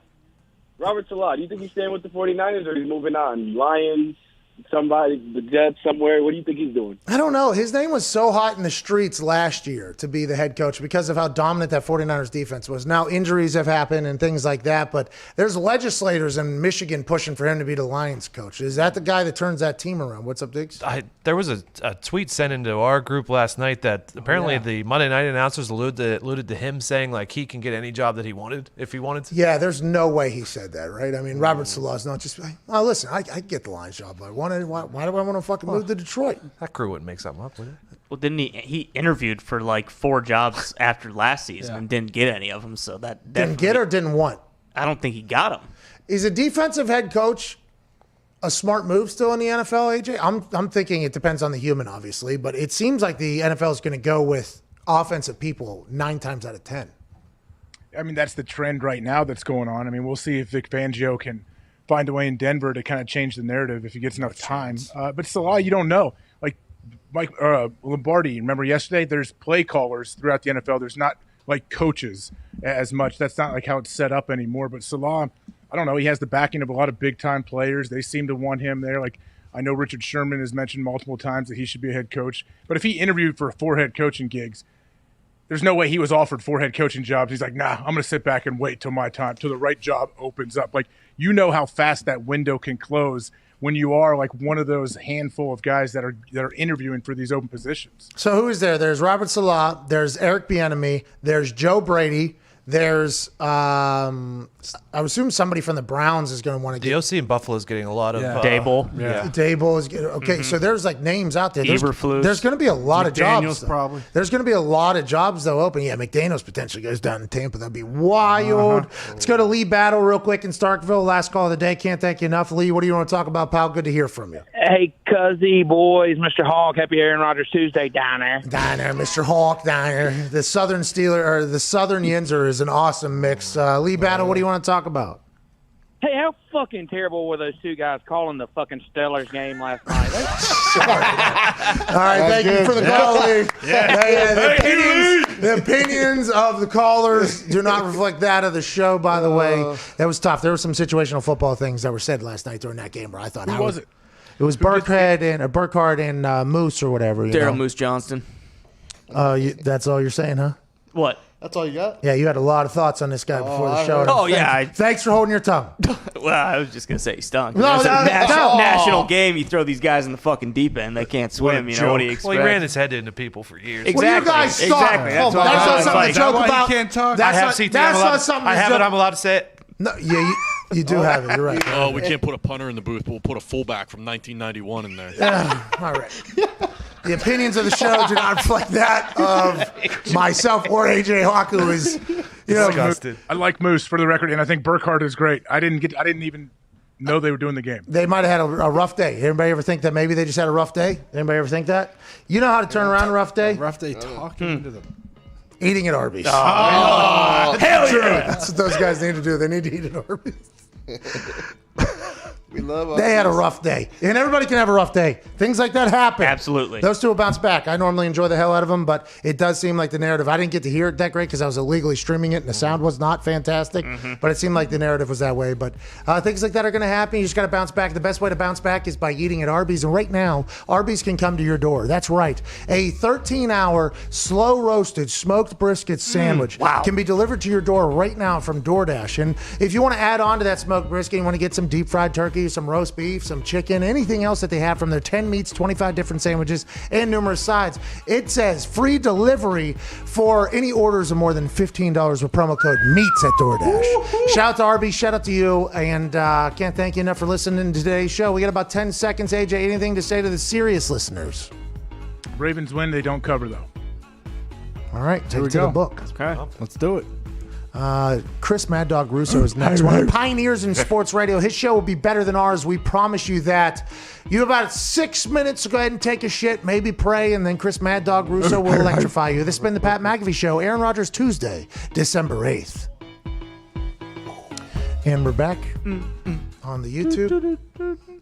We got some new songs in the Rolodex of songs we can play, AJ. I'm going to play a couple of them. Awesome. Let's give a thumbs up, thumbs down. Here we go. Because, I only had a certain amount of songs there for a while, and I get sick of things relatively quickly, and we can only play certain songs because of YouTube or whatever, and sometimes things get a little bit off the... How about this one? This one's called Summer Again by Summer Again.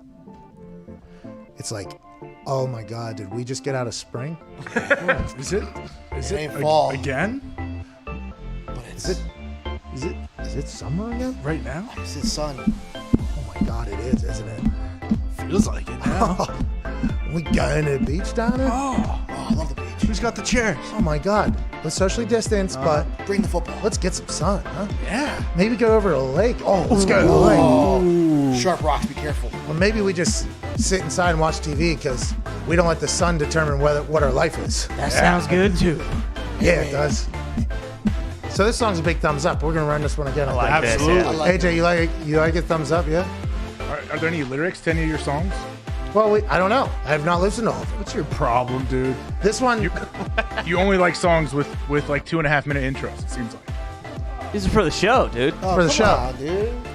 Yeah. The show is you. The Pat McAfee Show. bingo. This song, this next song is called "Tornado" by Who Are You? Ooh. Oh shit! Oh yeah. Whoa. It's coming. Grab your ankles. Hold on to the cars. Have you ever seen the movie Twister? It's getting a bit windy out here. Left Some hand warm red. weather, cold weather, meeting Left great side green. green. There's a problem. It's a tornado. There's a problem. Do we want it? Hell no. This song goes hard. Yeah, the beat goes ham, and it's so fucking breezy. I can't even stand. Gotta go to the basement, away from all the windows. Cause if I'm near them, then I will fucking feel those. Cause the wind is the glass, and the glass will break.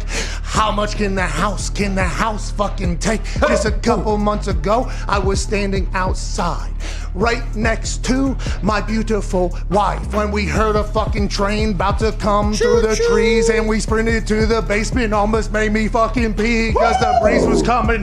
Yeah, I like this one. That's pretty good. Yeah, this one's pretty good. That one's pretty good. All right, so we'll keep that one. Let's go to Shakedown by Bob Hart. This one stinks. Let's go to Road Trips by O'Shea.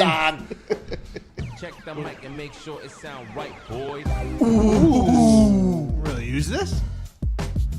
All right, so we got a couple new songs. Nice. Not a bad day. AJ, did you like any of those or no? I like the one where you freestyled. I mean, that was my favorite one. And right before you started freestyling, did Zito say grab your ankles?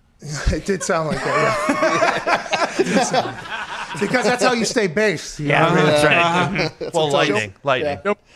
Can you show me what you're talking about? No. Come on, There's no tornado. There's no tornado. And I have kidney stones right now.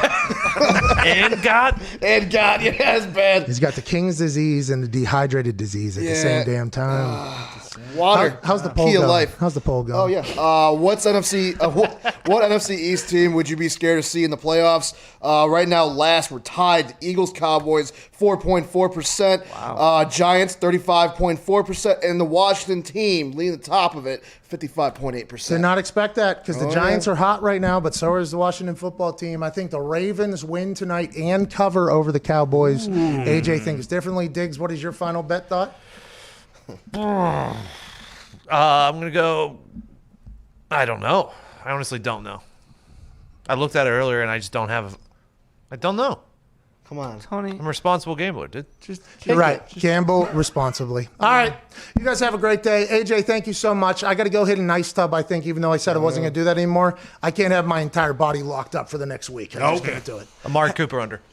Wow. Amari Cooper under. There we go. And for me, I don't have a broken freaking neck, but I appreciate the hell out of all of you. We'll see you tomorrow. Big thanks to Aaron Rodgers. Big thanks to Antoine Bethea, Adam Thielen, AJ Hawk, all the boys and all of you. Cheers. Let's have a day. Huh?